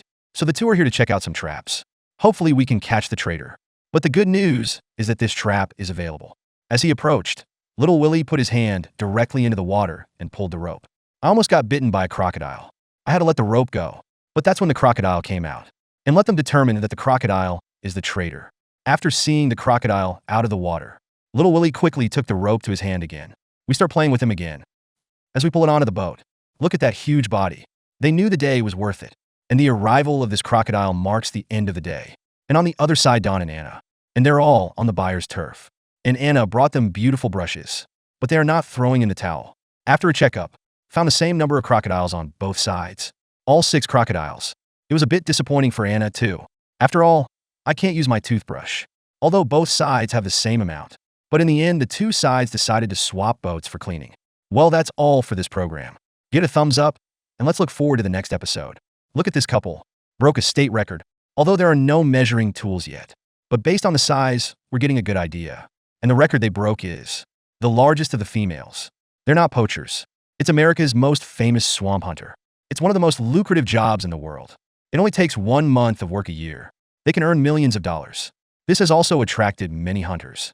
Because of the alligator epidemic in Louisiana, the government, in order to maintain ecological balance, the hunting season is open for a month every year. All the hunters need in the meantime is a sign. You can legally kill alligators for money. As the alligator season enters its final weeks, hunters to fill the tag. I was getting nervous. And now Ronnie and Timmy. We started checking their traps. The reason they're so early today, because Ronnie and Troy had a little run-in. Soon they reached the first trap. Timmy hooked up the rope and handed it straight to Ronnie. and Ronnie pulled the alligator out just as he was supposed to. The crocodile also represents a day of good luck. Good thing Timmy's arm is fine, or Ronnie wouldn't be playing Troy today. Meanwhile, Troy and Kimchi began their work for the day and also set a goal. It's not just about catching the big ones today, it's about catching more. It's the only way to protect your reputation. There are a lot of hunters, after all, trying to knock Troy off his throne. But Troy didn't hate Ronnie. On the contrary, I really appreciate it. I just don't like that Ronnie always wants to bet. Troy noticed bubbles on the water ahead of him. Sounds like a giant crocodile. Seeing this, Pickle hurriedly threw out the triangle hook and then pulled slowly. But Kimchi never felt right. Sure enough, this shot didn't hit. So the Pickle throws another hook. Unfortunately, it still missed. This made Troy a little impatient. And the loss of this crocodile means Troy may not have had her luck today. Being king of the swamp still requires focus, so as not to miss the crocodile again. And Bruce on the other side, still filling the tag for Troy, even in order to be able to fill more labels, and went to a body of water where there could be a lot of crocodiles. But the situation in those waters is not clear. So Bruce is taking a gamble. A win would take a lot of pressure off the label, but nothing will happen if we lose. After a 2-hour journey, Bruce finally reached his destination this time, so he quickly began to lay out the trap. There are also plans to lay at least 30 traps. Meanwhile, Joey and Zach did not go out into the water to catch crocodiles. Instead, they headed for a ranch. That's because they got a call for help. The owner of this ranch said, he's dealing with crocodiles right now. Crocodiles come out here at night to eat calves. It kept him awake at night. After they know each other, I got my tools ready to set the trap. That's when Zach spotted a crocodile. He immediately threw out the line, after successfully snagging it. Get Joey ready quickly. But then the crocodile wrapped the fishing line around a log. But the crocodile didn't break free of the line. After pulling the crocodile to shore, Joey quickly throws the triangle hook. After successfully killing him, the two are very happy. Because even if this crocodile is only 8 feet, but it can also hurt people. After setting the trap, the two men went back and waited for the crocodile to bite. And Jacob and Don on the other side. There's still a lot of labels left unfilled. So Jacob decided to go one of their most trusted waters. It is believed that the label pressure can be greatly relieved there. After reaching the first trap, but found something infuriating. So the line was cut, and that often means only one thing. Then the poachers show up. Under Louisiana law, crocodiles can only be killed if they have a designated tag, and they hunt crocodiles without tags. Is a serious offense that constitutes poaching. But there's nothing they can do about him now. Can only move on to the next trap. 2 or 3 traps in a row. The exact same thing happened to the first trap, which makes them want to kill him right now. And losing these 3 crocodiles, it was just a bad day for them. And Ronnie and Timmy on the other side, still on the trail of the giant crocodiles, to win this game and let Troy have some respect for himself. Then Timmy spotted the relaxing crocodile ahead of him. Ronnie gets in the boat right away, but after getting close, the crocodile dives into the water. This left the two at a loss. But the good news is we can tell by the alligator we just saw. There are giant crocodiles in these waters. Ronnie immediately decided to add a few extra traps, so it stopped on the shore. Timmy went ashore and set up the trap, and put the big chicken leg on the ground. Maybe they're thinking differently again. At the same time, Bruce, after all the traps are laid out, the line inspection began. An engine accident on the road. It just went on strike. It scares Bruce a little bit. After all, no one knew they were there but the photographer. And if it takes a lot of time to repair the engine, resulting in a low number of crocodile catches, this will make Troy very unhappy. But after Bruce's little screw-up, he was able to fix it miraculously. Looks like luck's on Bruce's side. Instead of caring for Troy, after getting back on the road, then he reached the first trap. But around it there are plenty of water lilies, directly blocking the water completely. Fortunately, the rope is still visible. Bruce just hooked the rope into his hand. Then one force pulls the crocodile to the surface. After closing the crocodile's mouth, just pull the sleeping crocodile into the boat. Even though this crocodile is only 6 feet, it's not worth Bruce's time. But here we are hoping to catch a big one. And on the other side, there's Troy and Kimchi. Things are not going well for the two. Not a single crocodile has been caught so far. We had to lay out some new lines. Look at the previous traps again after setting them up. Good thing one trap is in stock. When it gets close, the Kimchi pulls the crocodile directly to the surface. Troy immediately picked up the gun. Although the crocodile's resistance is fierce, but very stupid. Keep your head above water. This made Troy very happy. The two men killed him effortlessly. Look at this 9-foot alligator. Troy knew he was fit to fill the tag, but it doesn't help you in the game. Meanwhile, Joey and Zach, in the waters near the ranch, looking for the food thief. This is the same crocodile that attacked cattle on the ranch. Then the two men noticed something different on the shore. found shore after getting close. It was full of cow bones. And based on the situation on the ground, this food thief is not small in size. The two immediately decided to check the line set up before. I just started checking. There's already a crocodile on the hook. Joey grabbed the line as soon as he got close. He began to fight the alligator. Watching the gators that Zach pulled into the boat, Joey knows that the food thief is still out there. After Zach finishes his work, he immediately moved on to his next destination. And Jacob and Don on the other side, talking about what to do about the fucking poachers. But while the two were still talking, spotted a crocodile ahead. Here Don is again a patriot of his own. Sure enough, you're still the gunner. After reaming, one more shot. Fortunately, it was successful this time. If we let the crocodile get away, you were meant to be cursed to death by Jacob. Look at this huge crocodile. They were very happy. After tagging the crocodile, the two men continued to work without stopping. And Ronnie and Timmy on the other side. Only 4 baby crocodiles have been caught. They're still far from their goal. That makes him a little edgy right now. Fortunately, he found the trap ahead of him.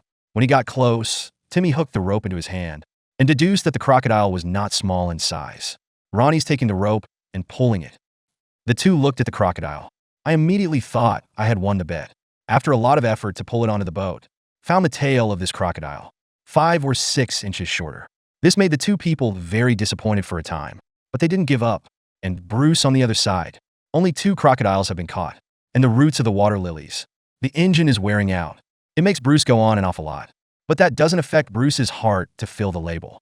This time, there was an engine problem. Not too high, but stopped in front of the trap.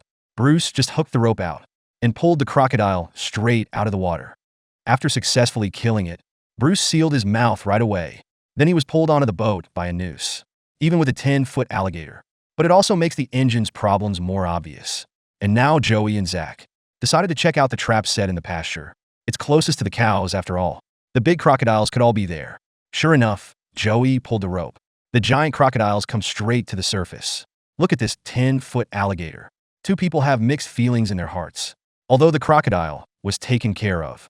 But that doesn't mean the mission is over. It means there's a bigger crocodile out there. And on the other side, there's Troy and Kimchi. The two are also looking for a crocodile that can defeat Ronnie. And Troy, king of the swamp. More effort and time must be devoted. That's how you do it better than everyone else. Before you can sit on the throne beneath you. The pickle then hooked the rope. But the rope was already broken. Two people immediately understand that someone robbed. But there's no way to be like this. Won't be coming back after stealing the alligator. Kimchi can only make the trap again. In the meantime, Bruce, still looking for crocodiles. But every crocodile that comes on board, it puts a lot of pressure on the engine. Add the tree stump lurking in the river. Again, the burden on the engine. Suddenly, Bruce spotted a crocodile on the shore, lying on his stomach, but I don't know if he's alive or dead. Bruce raised his gun as he approached. He even asked, although it is not certain that the crocodile is dead. But Bruce had to shoot him anyway. After beating him to death, Bruce got off the boat. But this time it didn't close the crocodile's mouth. After the crocodile was brought on board through the noose, Bruce decided to call it a day. But as we were about to leave, the engine failed again. And it doesn't work the way it used to. This makes Bruce sweat. But Lady Luck doesn't seem to be leaving. Then Bruce met a kind man and returned to the landing site as well. And so Bruce set off with a boatload of crocodiles. Soon they reached the landing site. Bruce pulls the boat into the pickup. He went straight to the store. And Jacob and Don on the other side. Alligators are being sought to fill the tag. Only to find out they weren't the only ones who had the crocodile stolen. After consulting with Troy, king of the swamp, decided to fill in the labels first. Don't waste time chasing poachers. Then the search for the crocodile began again. Soon the two men were in a trap. Good thing the crocodiles are still here. And he was very active. While pulling the 8-foot crocodile into the boat, Jacob spotted something familiar. The alligator has a hook hanging from its mouth. And it's a shark hook. They knew instantly. It was a crocodile that had run away from them before. And it's a long time ago. So far that the hook was worn behind the alligator's mouth. After attaching the tag to the crocodile, the two ended their trip for the day. And Ronnie and Timmy on the other side, still looking for giant crocodiles. Even though there's an 11-foot crocodile on board. But that didn't satisfy Ronnie. But now all that's left is the extra trap that was added in the morning. Haven't looked at it yet. He approached and found the crocodile on the shore. It is not known if he is still alive. But after Timmy's tests, we know for sure that the crocodile is still alive. Seeing this, Ronnie immediately picked up the pole to stop the crocodile. Timmy raised his gun too. He just gave the crocodile peanuts. Look at this crocodile, which is about 10.6 feet long. Ronnie was suddenly disappointed. But then Timmy realized it might be a female. The state record for a female is 10.4 feet. It made Ronnie's heart fly, and Joey and Zach on the other side, still looking for the food thief. Then everyone noticed the bubble in front of them. Zach swung and pulled. It was soon pulled to the side of the boat. But this crocodile is stronger than Zach thought. Soon the distance opened up again, but he was eventually pulled back to the boat. Joey threw the triangle hook and pulled it together. Then the crocodile finally emerged from the water. Although the death roll started as soon as we got out. And there's also mental aggression. But to no avail. It went straight to Joey. And this 13-foot alligator gets on board. Which means their job for the day is done. Soon the two men came to the rancher with the crocodile. After talking to the rancher, the two men began to load the crocodile. They left with a car full of crocodiles. And at the buyers, Troy and Ronnie started matching the size of the crocodiles. But unfortunately, Troy's is 12 2-inch. Ronnie's is 11 1-inch. But the good news is Ronnie still has a card to play. That's the crocodile that broke the record for the largest female. After Troy's inspection, turns out this one's actually a male. Except this crocodile bears a striking resemblance to the female. Well, that's all for this program. Give it a thumbs up, and let's look forward to the next episode. Look at this mutilated crocodile. Not only was he bitten all over, and the eyes are directly exposed, and it was all caused by a giant crocodile. It wasn't these two who abused animals, and they were America's famous swamp hunters. It's one of the most lucrative jobs in the world. It only takes 1 month of work a year. They can earn millions of dollars. And this lucrative industry has attracted many people. Because of the alligator epidemic in Louisiana, the government, in order to maintain ecological balance, the hunting season is open for a month every year. All the hunters need in the meantime is a sign. You can legally kill alligators for money. As the last part of the hunting season approaches, a full moon rose in the sky. Troy and Kimchi at this time. Be ready to start filling out the tags before full light. Then Kimchi asked Troy a question. Does the full moon affect crocodiles? And the answer is, it could have affected their aggressiveness. After driving for some time, the two men finally reached the first trap. Kimchi immediately stepped forward to pull the crocodile. Maybe the moon is still full. The crocodile put up a stronger fight than usual. After successfully killing it, together they pulled him into the boat. That's when Troy found out. The crocodile was mutilated. This worried Troy very much. This full moon will bring out a monster. You know, crocodiles are carnivores. And add crocodile nature to that. That would be bad for the little crocodiles in these waters. Bring about a catastrophe when the sun is fully up. This is Laron and Pork Chop. The hunt begins for a record-breaking crocodile. So they set 40 traps during the full moon to hunt down giant crocodiles attracted by the full moon. Both men are confident of this and thought there was a 98% chance of a crocodile bite. But when he saw the first trap, he hit him in the face. That big chicken leg is turning into chicken jerky. Pork Chop quickly put the chicken leg into the water because they know crocodiles won't bite the bait. That's when the Pork Chop arrives and a bag of popsicles. Try to tie it to a chicken leg, although the popsicle will melt and drip on the chicken leg. But the crocodile isn't always right. It's full of additives. You're interested. Pork Chop, after tying up the popsicles, he moved on to the next location. And Daniel on the other side. He also picked up his deputy Dorian. Two people also plan to take advantage of the full moon. Travel to legendary waters. It's called Red Eye Swamp. And how this body of water got its name. It's because when you shine a light on the crocodile, its eyes glow red. And there's a giant crocodile in those waters. They even have a name for it, 3 crosses. For this 2 men yesterday, I've been setting traps in the Red Eye Swamp. After an hour's walk, the two reach the first trap. But something doesn't feel right about this trap. After approaching Dorian A, sure enough, the crocodile was killed. And its eyes stick out. Both men immediately understood that 3 forks had appeared. And Ashley and Anna on the other side also hoped to take advantage of the full moon. Can catch a big crocodile. Even to catch a giant alligator. Ashley pulled out her precious notebook. It also set up traps in a number of places. Soon he saw a trap. As she gets closer, Anna hooks the rope and pulled it straight out of the water. The 2 men spent a lot of effort to catch him. Can be pulled on board. The crocodile was found to be only 7 feet long. This made both men feel very disappointed and confused. And Ashley caught the big gator. Specially placed the bait high up. But why would I get bitten by a little crocodile? This made Ashley feel very wrong. Meanwhile, Troy and Kimchi came right into a trap. As he approaches, Troy reaches straight down and pulls. But the crocodile was dead. But there was nothing they could do. He had to be pulled onto the boat. But under their observation, most of the crocodiles found in these waters are dead. And they were all made by the same crocodile. Troy has a name for it, werewolf. Fortunately, the crocodile in this trap is still alive. The pickle pulls the crocodile out of the water. After pulling the crocodile out of the water, the crocodile was found to be only 8 feet long. This is not the crocodile Troy wanted. He wants to catch the werewolf crocodile. Otherwise, this crocodile will be in the future. And they keep killing other crocodiles. And on the other side, Laron and pork chops. After the pork chop is hydrated with a popsicle, Laren was puzzled by the idea. Soon they saw chicken legs and the long drip stick up there, but there wasn't a crocodile around.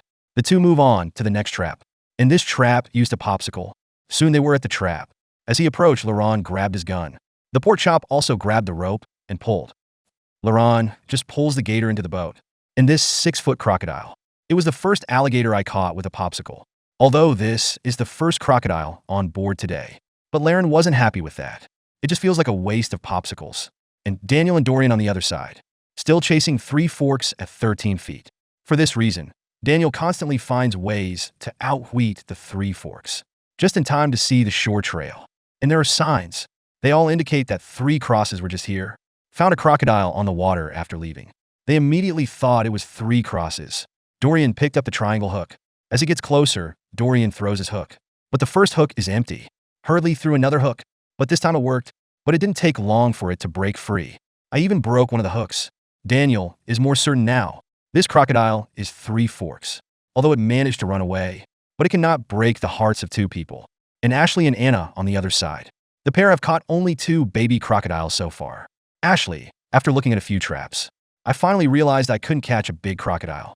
The water has risen a lot, causing the bait to move closer to the surface.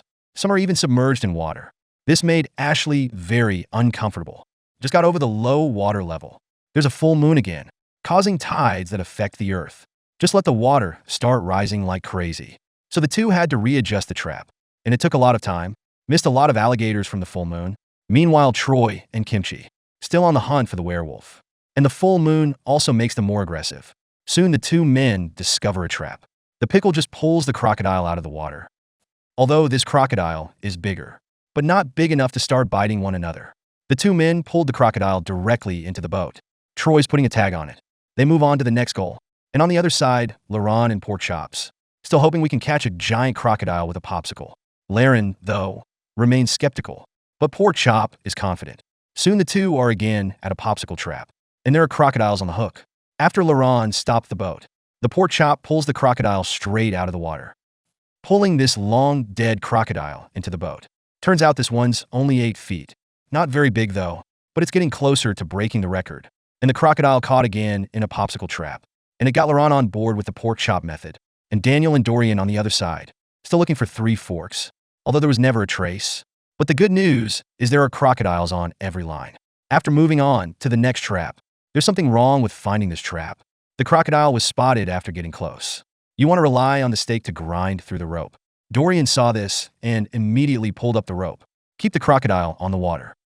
After successfully killing the 10-foot alligator, there was disappointment on both faces, because that's not what they want, even though there are already plenty of crocodiles on board. But that doesn't satisfy Daniel. And Ashley and Anna on the other side, after adjusting all the traps, hopefully the bait will catch the big gators, not those little crocodiles. Soon they saw it, a line that is swinging from side to side.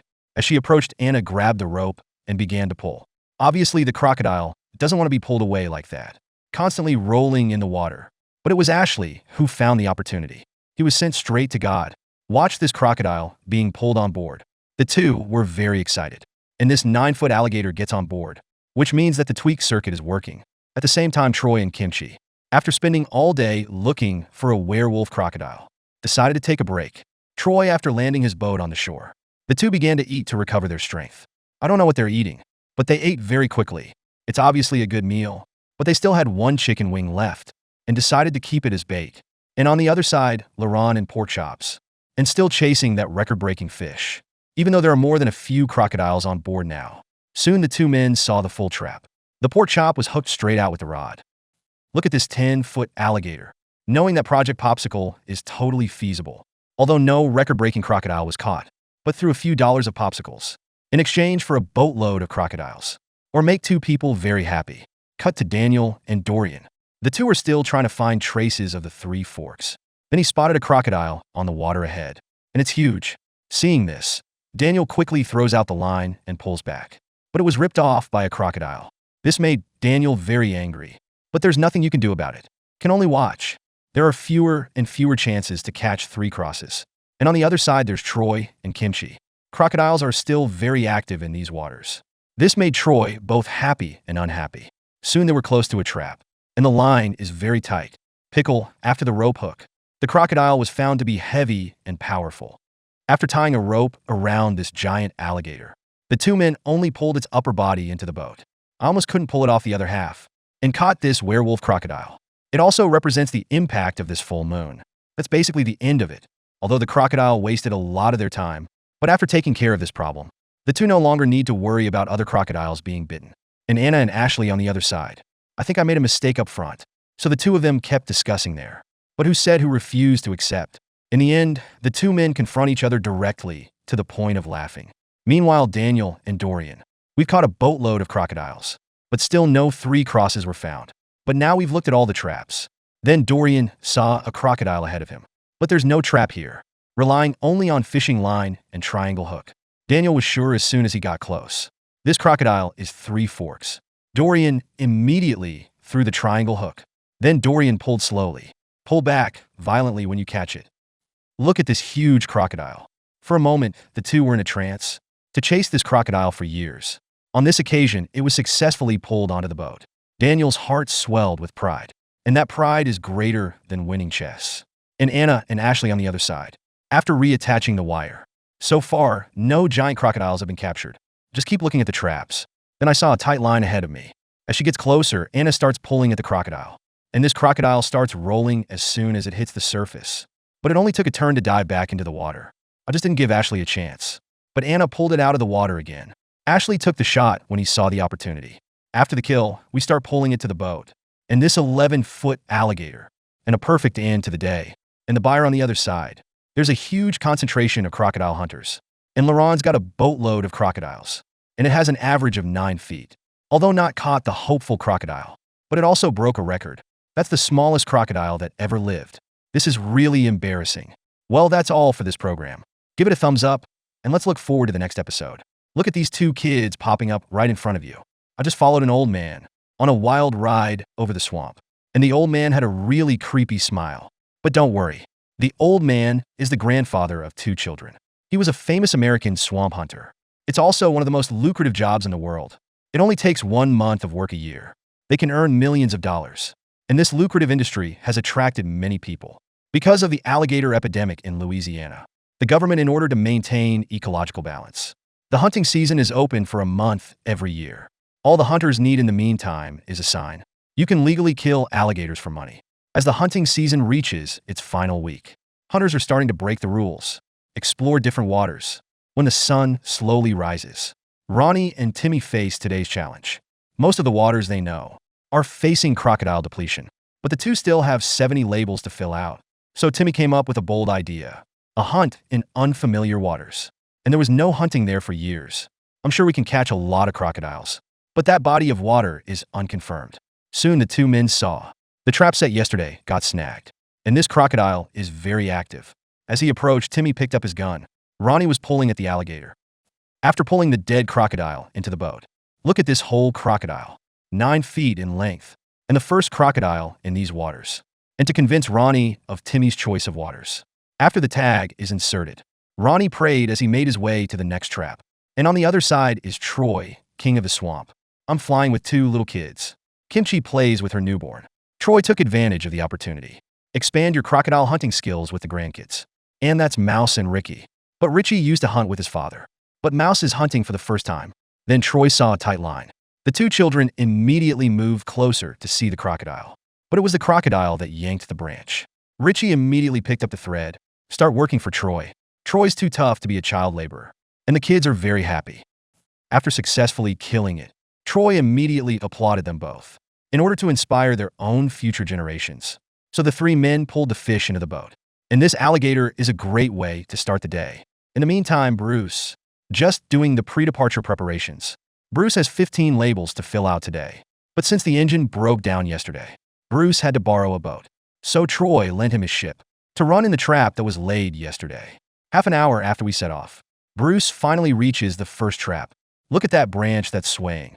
This made Bruce very happy. As he gets closer, Bruce begins to pull the alligator. And this 9-foot crocodile makes Bruce's head hurt a little bit because this ship doesn't have a winch. Bruce is having a little trouble pulling the crocodile into the boat on his own, but it's a good thing Bruce brought a portable noose. So little by little he pulled the crocodile into the boat. And Jacob and Don, on the other side, decides to hunt in deep water.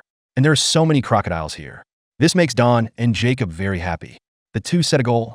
That's to catch 4 crocodiles over 10 feet. Soon they saw a big fish. As he gets closer, Don begins to pull the crocodile. The crocodile is quickly pulled out of the water. The 2 men pulled the crocodile into the boat. And this 10-foot crocodile. Both men suddenly felt more confident about their goals. At the same time, Daniel began to set out. But today he's going hunting with Joey. And Zach will be with Dorian. The two are also confident about today's hunt. Then, 2 people found a black thing in front of them. A closer look revealed it was a bear.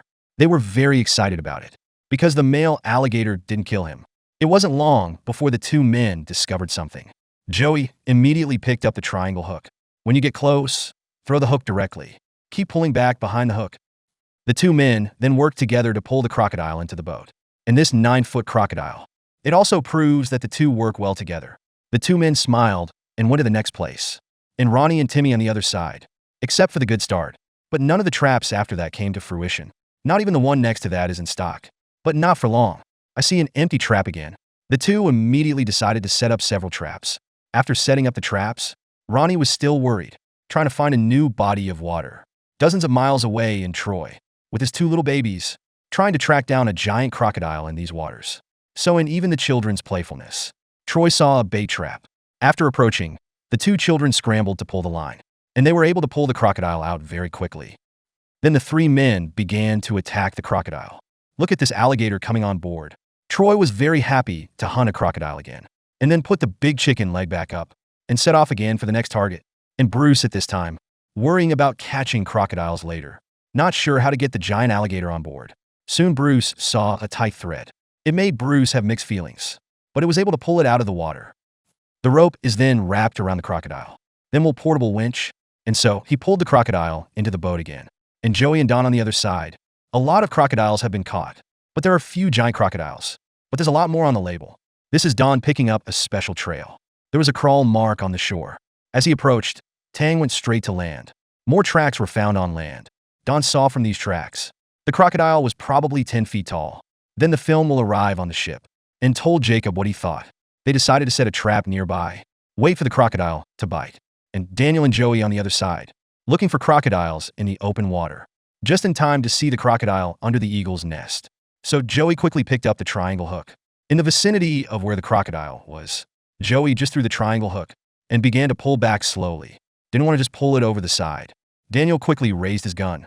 Joey saw that he was safe and secure. He fought the crocodile with all his might. I don't want it to just break the rope. And so they lost the beast. But 2 people can only find its trail again. Fortunately, the crocodile didn't get far. It was not easy to see it again. I didn't expect to get close enough. Lost track of the crocodile again. So they decided to go back to the eagle's nest, waiting for the crocodiles to reappear. Meanwhile, Ronnie and Timmy, the 2 are wandering on brand new lines. Because these waters are supposed to be gambling. The 2 men desperately need a crocodile aboard, so as not to waste the day. After all, it's almost the end of the alligator season. Fortunately, a crocodile was spotted taking the bait. Timmy hooks the line straight up and down. Ronnie immediately took the rope and pulled it to the surface. See this long lost crocodile. Ronnie was screaming for joy again, after successfully killing it, and pulled the crocodile right back into the boat. Look at this 9-foot fish in front of you. They were very happy. I know we're running out of time, but it's a good start. And on the other side in Troy, with their own sailors suspended the hunt, and take them to visit their father. Jacob was already waiting. But when we get together, while Mouse was doing good, even if that's not enough Moose, even with Ricky, shoving the bastard in the swamp. The crowd was so happy for some time. Then they went back to work. After the 2 sides parted, Don and Jacob continued to stack the crocodiles. But they're still 10 feet short of their target. But they were confident. Then Don saw something strange ahead of him. He senses there's a big one under the water. It was confirmed after pulling it out. This is a 10-foot alligator. Unfortunately, this crocodile doesn't want to accomplish their goal, constantly rolling in the water. But Don was praised by the kids. He's not the same Don he used to be. It's just a jerk. Created a good opportunity for Jacob. But after pulling the crocodile out of the water, Turns out this one's like 9 feet long. It's not the 10 feet they want. So the two set out again in search. At the same time, Bruce, after a long period of destruction, it's pulling alligators without a winch. I'm in a very bad mood right now. So he rested in the shade of a tree and took out his ancestral coffee-making apparatus. Because Bruce has been exposed to coffee since he was a child. As a result, he now has a high demand for coffee. It's just a little rudimentary equipment. But under these circumstances, some drink is very good. And Daniel and Joey on the other side, still looking for the crocodile that slipped out of his hands. And their determination to catch him is extraordinary. Soon they found him again, so the two quickly approached. Joey gets there and immediately throws the triangle hook. They're saying they saw bubbles. I haven't seen anything yet. He's an experienced hand. Soon it was brought to the surface again. Can be found when pulled out of the water. That's not their goal. But the two won't give up on catching the crocodile. Meanwhile, Ronnie and Timmy, I have filled in today's label, still hoping to catch a giant crocodile. At this time, the two men also come to a trap. When he gets close, Ronnie pulls the crocodile straight out of the water. Watch this crocodile being pulled on board. Two people that is called a happy. This is an 11-foot alligator. It was the perfect way to end the day. And Troy on the other side with his two kids, enjoying every minute of the hunt right now. Soon the three men came to a trap and see the swaying trees. Close to the last, two children very actively pull the rope. The crocodile was soon pulled out of the water, even though they were children, but not shy in front of crocodiles. There's even been a fight with an alligator, but Troy's on one side. Didn't let the kids play for long. Just let the crocodile go to sleep for pulling this 11-foot alligator onto the boat. He's happy with the kids in this process. What I've learned, but Bruce on the other side, without the help of a winch or a man, the crocodiles were loaded onto the boat, but he still has one trap left. After driving for some time, near the final trap, now we need to get there on foot. Bruce pulled the line straight after arriving and pulled it straight to shore. Fortunately, the crocodile wasn't very smart, did not go ashore to attack Bruce. Instead, it was pulled straight up into the air. Made Bruce make a peanut. Look at this crocodile, about 7 feet. Bruce was relieved, but in order not to need to spend too much effort, Bruce got a zip line just for him. Just slid right back into the boat. The end of a tiring day. And Troy and Don on the other side, still one alligator short of today's goal. They were very anxious about it. Soon they came to the final trap, where the giant crocodiles were found before. Good thing there's a crocodile here, or today's goal is a dead end. But it doesn't have to be a crocodile over 10 feet. But this crocodile's got a lot of strength. Most likely a giant alligator over 10 feet tall. Through Don's tireless efforts, the crocodile finally showed its signs. Jacob was straight out of the American house. Then the two men pull it to the boat. After this 11-foot alligator gets on board, the two accomplish their goal of the day perfectly. And now Daniel and Joey, still in pursuit of the crocodile. But when they returned to the eagle's nest, found a surprise. So Joey pulls out the triangle hook again. A gentle toss and a slow pull. Just hit it straight, although the crocodile put up a strong fight. And the crocodile that wasted so much of their time. It was so hard to pull on the boat, though time is wasted. But it was a good thing for him and his father. The camera turns to another sweet home. Troy, king of the swamp, and his grandchildren had a wonderful day. It didn't just teach the kids to hunt. It also taught them teamwork. This made Troy very proud. Well, that's all for this program. Give it a thumbs up, and let's look forward to the next episode. Look at this woman with a creepy face. What kind of good things happened? Turns out he and his buddies managed to catch a crocodile. And it's a crocodile that lives in these waters. They are not poachers. It's the famous American swamp hunter. It's one of the most lucrative jobs in the world. It only takes 1 month of work a year. They can earn millions of dollars. And this lucrative industry has attracted many people. Because of the alligator epidemic in Louisiana, the government, in order to maintain ecological balance, the hunting season is open for a month every year. All the hunters need in the meantime is a sign. You can legally kill alligators for money. With the hunting season in its final stages, one by one, the hunters began to sprint. Troy and Kimchi at this time. The Trojans still have 150 labels to fill out. The two also returned to the tried and tested waters. I hope you can fill in more labels here. Soon they came to the trap they had laid out. The pickle discovery was a little unusual. After freeing the rope, the trap turned out to be empty, and he straightened the hook. It's a hook for catching great white sharks. Kimchi named the crocodile Jaws for this. And on the other side, the Willis. After a succession of low-tide injuries, the two labels have fallen badly behind. And now the alligator season is ending. So the two men went to a reliable body of water. And he set a goal. That means catching 25 crocodiles today. This is little Willie seeing a bubble. He immediately threw the triangle hook and hit it directly. After pulling it out of the water, this crocodile seems very unconvinced, constantly tapping the boat with his head. But it doesn't help, does it? Kept getting pulled out of the water by little Willie. Gave Willie a lot of good opportunities. I just got killed by it. And that's how the Willis filled the first tag of the day. But there are still 24 crocodiles to fill out. But that's a lot of Crocodile Willie's boat support. Can't carry that many crocodiles. For this, Willie also called his little son to help him load the crocodile. And Bruce on the other side, he has repaired his own ship. But he has one last day of service for Troy. So he has to be there before sunset. Fill in the last 10 labels. Soon Bruce was back in front of his old trap. Start pulling the rope as soon as you get close. After closing the crocodile's mouth, Bruce just pulls the gator into the boat. And this alligator is the start of a great day. Meanwhile, Pork Chops and Laron, labels are no longer stressful. So the two of them need to find one. The crocodile that's always giving them trouble. Two people even for this crocodile. They call it Whiskers. And there's a different kind of bait. It's a Louisiana blue catfish. Soon they reach the trap. Watch this very active fish. Pork Chop just pulled the rope back. The crocodile starts sprinting in reverse. The two men looked at the crocodile, very happy. Apparently this crocodile is not small in size. But it was not the beard the men were looking for. After inserting the alligator tag, the two men proceeded to proceed.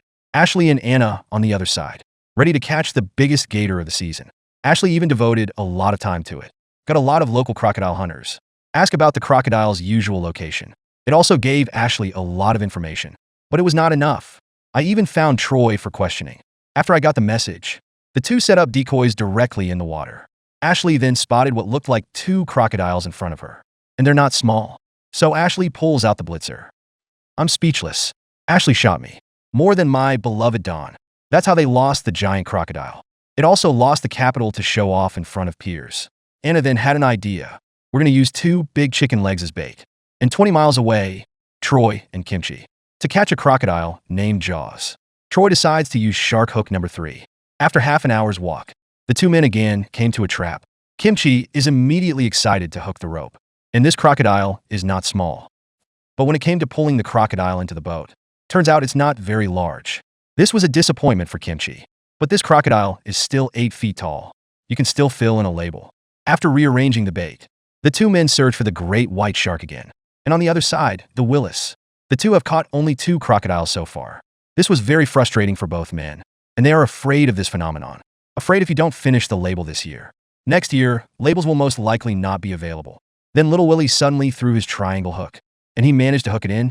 The look in their eyes is really good. Just delivered the crocodile to God. Willie's little son came to the boat. After pulling a crocodile about a foot into the boat. Proved the wisdom of taking a second boat. But Willie still needs to catch 2 dozen crocodiles. Then the two men hit the road again to catch crocodiles. And Bruce on the other side. After catching a few crocodiles, he even went after the gators for Troy. Made a simple trap. It's just hanging catfish from old water bottles. Throw it on the water to trap crocodiles. After walking for a while, spotted a beautiful crocodile up ahead. As soon as he got close, Bruce just hooked the rope and started pulling with the crocodile. After pulling the crocodile into the boat, suddenly catching a crocodile feels easy. I'm really speechless. I didn't realize that catching alligators in front of an expert was stress-free. Made me think I could do it too. And on the other side, Laron and Pork Chops, still looking for the beard. But the trap was empty. This made both of them worried. But the good news is the other trap is in stock. After the Pork Chop pulls up the rope, the two became very angry because this trap is also empty and the rope was ripped off by a crocodile. This also led them to believe that it was made by the beard. Although this opportunity is lost, but it also proves that catfish can be useful. After rearranging the catfish, the two men moved on to their next target. At the same time, Ashley and Anna, still on the trail of that giant crocodile. Ashley set up extra circuits just for that. Soon they noticed movement in the trap ahead of them. As she gets closer, Anna and the crocodile engage. But this crocodile is powerful. I can't believe we've had our ups and downs with Anna. Look at this one as if it had this 10-foot alligator. Both men were very excited, even if it wasn't the alligator. But the crocodile was also a favorite of both men. And on the other side, there's Troy and Kimchi, also looking for today's goal. Although I wish this trap was a great white shark. After the rope is hooked out, turns out it was a great white shark. But now all that's left is the empty hook. And the top barb is broken. But now the two are very excited, because that means a great white shark is probably around. So the two set up a new trap. It also upgraded the hook to 2. in case the great white breaks the hook again. After reattaching the chicken leg to the tree, the two set off to the next place to set the trap. Meanwhile, the Willis. Only 8 crocodiles have been caught so far. Then little Willie noticed something on the surface. As soon as I was sure, I threw the triangle hook. Too bad I didn't get it the first time, not even a second or a third time. This made little Willie feel very wrong. I think there might be something wrong with the hook. So Willie repolished the hook. It was polished and handed back to little Willie. Let's hope Willie makes it this time. After determining the location, little Willie immediately threw the triangle hook. But this time it worked. Looking at a crocodile this big, just to make Willie happy and incoherent. And this crocodile gets on board. Also let the 2 of the label in one less. But it's not any less stressful. And on the other side, Laurent and pork chops. We've caught a lot of crocodiles, but still no whiskers. Although the alligator hunt went well. But it wasn't what the pair had hoped for, because so far no whiskers have been caught. That's when Laurent sees something ahead. The pork chop pulls straight out of the water when it gets close. Look at this crocodile, which is not very big. 2 people are a sigh of emotion. I didn't know this crocodile was that strong. After pulling the crocodile into the boat, Laurent noticed a break in the alligator's tail. But fortunately, not many of them. And Bruce on the other side, 6 crocodiles have been caught. And there are still a few lines left to look at. And a couple of extra traps at the beginning. I soon noticed the difference. As soon as he gets close, Bruce starts hooking the rope. But after you pull it out, turns out it's a Louisiana blue catfish. This left Bruce speechless. We'll have to eat it for dinner. Meanwhile, Troy and Kinchy on the other side, still searching for signs of the great white shark. But this crocodile is smart, constantly eating out of Troy's pocket. That's when Troy saw the trap was loaded. And this crocodile is very active. Kinchy is pulling the alligator up. It's very difficult to find out. Look at this really big crocodile. The 2 happily thought it was a great white shark. Look at this 13-foot alligator. Just broke both records for the year. At the same time, Ashley and Anna, still looking for that mysterious crocodile. That's when Anna spotted the wave ahead. But once again, the crocodile was nowhere to be seen on approach. They immediately decided to wait here.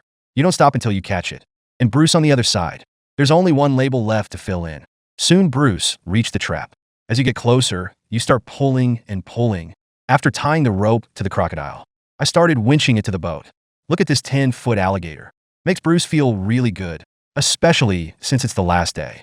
We can end it with this alligator. After inserting the label, Bruce went straight back.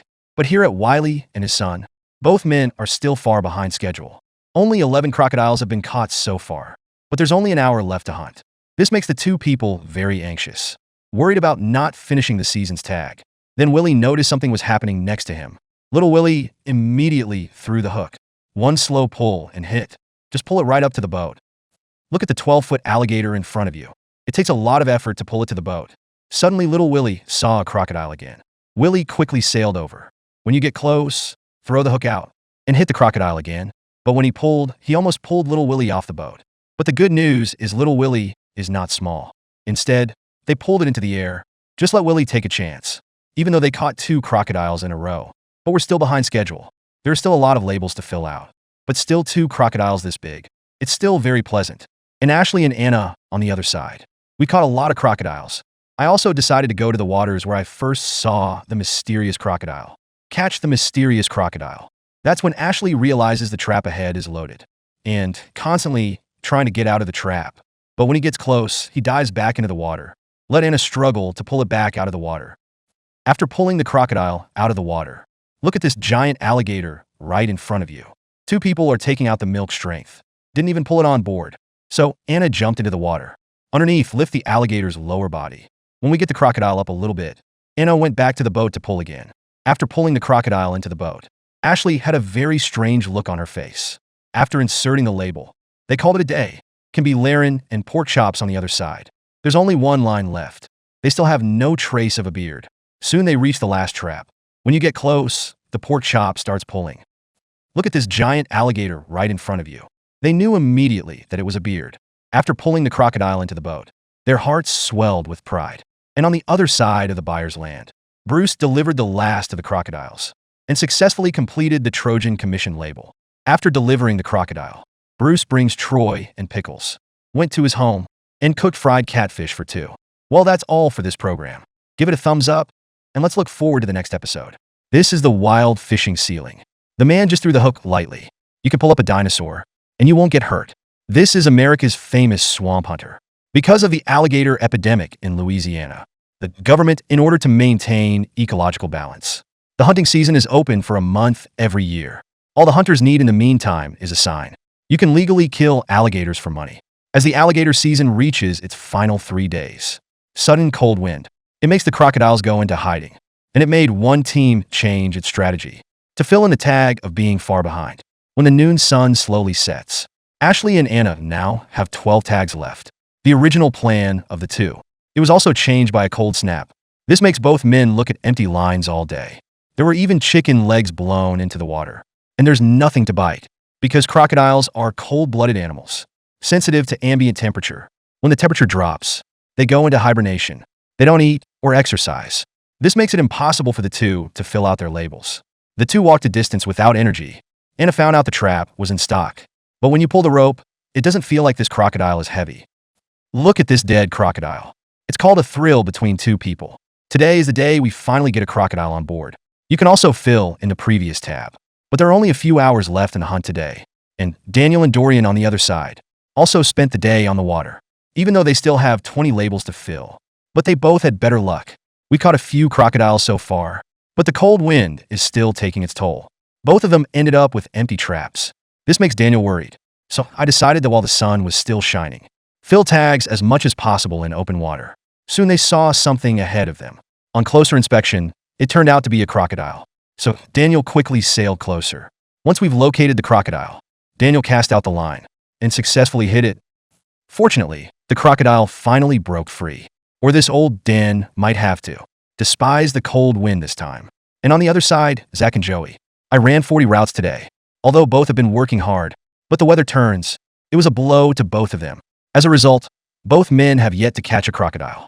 But God doesn't want their Air Force. Let them go to the last trap. Saw a crocodile walking. Zach saw this and immediately threw out the line. And hooked this one after a walking crocodile. Zach had a creepy smile on his face. Look at this naughty crocodile. Two people that is a happy thanks to Zach's skills. The two finally had a 0 to 1 breakthrough. But time is still running out. Both men must act quickly. At the same time, little Willie, on a solo crocodile hunt. There were 30 labels left in the house. So Willie took a measure. That's to split the boat with little Willie to catch the gators. And made little Willie a captain. It's a risky plan. Success will save the season. If it fails, it will affect next season. It also made little Willie, a first-time captain, nervous. He has to fill out 15 labels in a few days to show Willie what he can do. But in this cold snap is the time. It was very bad for little Willie. That's little Willie seeing a crocodile ahead of him. He quickly raised his gun and aimed. If you hadn't hit your second serve, or I think you should go back to Willie. After hanging the rope from the crocodile, Williams took advantage of her new glove hands. One force pulls the crocodile halfway into the boat. After pulling the whole body into the boat, little Willie was too tired to be on camera. And Willie on the other side. And they're killing crocodiles all the time. But only 2 have been caught so far. It made Willie feel miserable. And I hope little Willie gets better. But he had it worse than you. He's only caught 1 alligator so far. It's a lot worse than you, Willie. In Willie's original plan, should catch a lot of crocodiles today. For this purpose, the youngest son, Langdon, once again followed. But the sudden cold wind, it didn't seem to make any difference to Landon. Then Willie found a treasure, quickly picked up the triangle hook and threw it out. He just caught the baby and pulled it over the side of the boat. Langdon wanted to feel a little involved. At once they came to Willie's side and pulled the crocodile into his boat. This 9-foot crocodile gets on board, which brings Willie one step closer to filling out the tag. And Ashley and Anna on the other side, after running all the routes. But there are 9 more labels to fill. Just put an end to any hope that they could finish today. Just looking at dangling chicken legs. And the gust of wind is nothing to do. We just have to wrap up the day. But then they found hope. There are claw marks left by this crocodile crawling on the shore. Then the 2 men stopped the boat and went ashore to look. After determining where the crocodile was headed, the 2 followed the trail to an uncharted area of water. Looking at what looks like crocodile heaven, they both decided to hunt here. And on the other side, Zach and Joey, and began the journey back. That's when Zach spots a crocodile again. So Joey sailed closer. After a little quiet walking, Zach throws out the line right away. That's right. Once again, Zach lost an alligator. So do not give up the 2 people. I looked at the traps again. Too bad the results didn't change. Just big chicken legs as always. Had to go home now. Not long after, Joey and Zach meet with Daniel and figured out how to fight the cold wind. for this mysterious place. Daniel is really on guard, but being so defensive. And now everyone knows. Soon the night passed quietly. Since yesterday, Little Willie. It took all day to catch only 2 crocodiles. So Little Willie decided to go to this new body of water to try to fill in the remaining 13 tabs and prove to Willie what he can do. After hanging the last trap, Little Willie went back to being the first. Just arrived and found it in stock.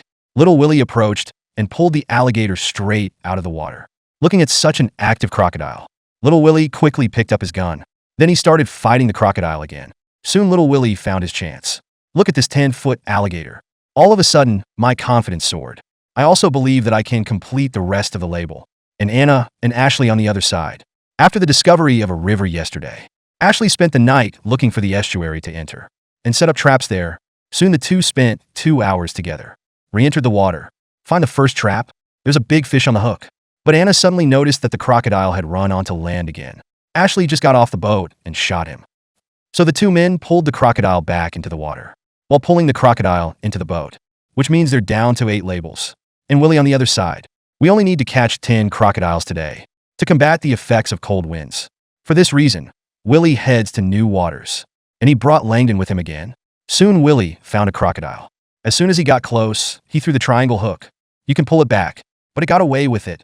But Willie's second throw was just in time. Didn't let it get away. Instead, Willie pulled him back to the boat, and he just gave it an American-y. Langdon saw this and sailed closer. Together, they pulled the crocodile into the boat, even though this alligator is 11 feet long. But it also wasted a lot of Willie's time. And Daniel and Dorian on the other side. The goal for today is to fill out the remaining 13 labels. And they're new to these warm waters. Just saw some crocodiles on the water. It wasn't long before the 2 found out. There was a crocodile in the trap that was set up yesterday. Dorian moved closer and pulled on the rope. Turns out this crocodile is not small. Can be pulled out of the water. I didn't know there were 2 crocodiles up there. This is a rare double fish. And 1 crocodile is dead, greatly alleviating the pressure of 2 arrests. Dorian saw right on time and went straight to his soul. So they began to unshackle the alligator. Then one by one we pulled them into the boat. Look at these 2 crocodiles. Daniel knows these waters. Well on track to accomplish today's goals. Joey and Zach at the same time, after entering this water, went in the opposite direction from Daniel. And the waters lived up to both men's expectations. Upon arrival, we saw a large number of crocodiles. Soon they reached the first trap, but it was as if the crocodile had died. You can poke the gun at Zach. Look at the big boy. The 2 excitedly pulled the crocodile onto the boat. Although this crocodile drinks a lot of water, but he was pulled into the boat by 2 people. After inserting the label, the 2 men moved on to the next goal. But Little Willie on the other side. His confidence grew stronger and stronger. And it's all because there are a lot of crocodiles on board. And now there are only 4 labels left, and felt fast hunting alone. But the success did not last. Little Willie had 3 empty traps in a row. This left Little Willie a little speechless. Good thing the 4th trap is in stock. Didn't keep him from playing with crocodiles. But after lifting the rope out of the water, turns out it's an empty hook too. Just emptier than the others. Little Willie just rearranged the drumstick trap. At the same time, Anna and Ashley. Things are going very well for the 2 of them. And there's only 1 label left. I really didn't expect 2 people. Probably the first to finish the season. But as they head for the final trap, the crocodile was found to be very active. And probably something huge.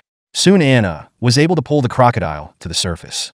But this crocodile seems to really like eating feet, constantly trying to hit both feet.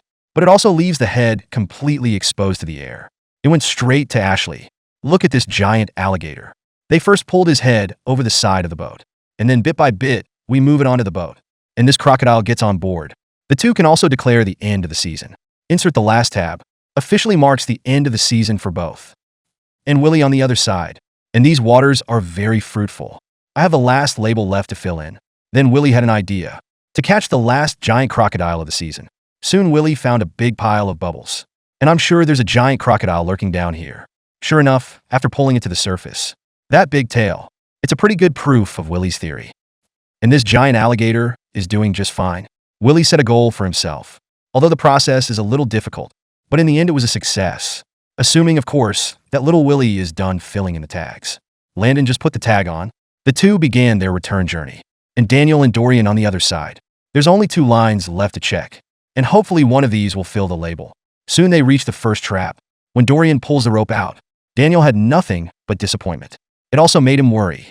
I will not be able to complete the label filling today. But the good news is there's always a way out. At the last trap, there's still a very active crocodile, and that activity shows up on the surface. After pulling this crocodile with blood on its head into the boat, Daniel and Dorian's season is over. After Dorian put the tag on the alligator's tail, it also marks the end of work for the year. And little Willie on the other side. After all the ups and downs, there's only one label left.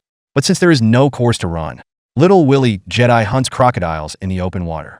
After half an hour of searching, a crocodile has finally been spotted. He immediately raised his aim, directed his face shooting. The boat was still running, but the bullet hit. So little Willie got out of the boat, and then just throw the crocodile on the boat, and put that already prepared label stuck in the tail of a crocodile. Joey and Zach at the same time, also working on completing direct labels. There's only one left, though, but in the space of an hour, they just didn't catch a crocodile, and made the same decision as little Willie. Soon the two men saw their target. So after Joey brought the boat closer, Zach throws out the line right away. After a successful hook, Zach pulled out all the stops, is to pull this crocodile into the boat. Joey couldn't sit still. Together, they pulled the monster over, even though the crocodile was threatening both men. But it also gave Zach an opportunity. After sending the crocodile to God, Zach broke into a big laugh. After pulling the crocodile out of the water, the two of us are happy together. After inserting the label, the pair completed their goals for the season, and Anna and Ashley on the other side. After unloading his last boat of crocodiles, Ronnie found Ashley instead. It turns out Ronnie had 25 tags left to finish. Trying to get Ashley's help, Ashley readily agreed, and Joey on the other side, to celebrate the end of another season, made a famous specialty dish, crocodile stew. This dish looks very good. Let the people eat with relish. Well, that's all for this program. Give it a thumbs up, and let's look forward to the next episode.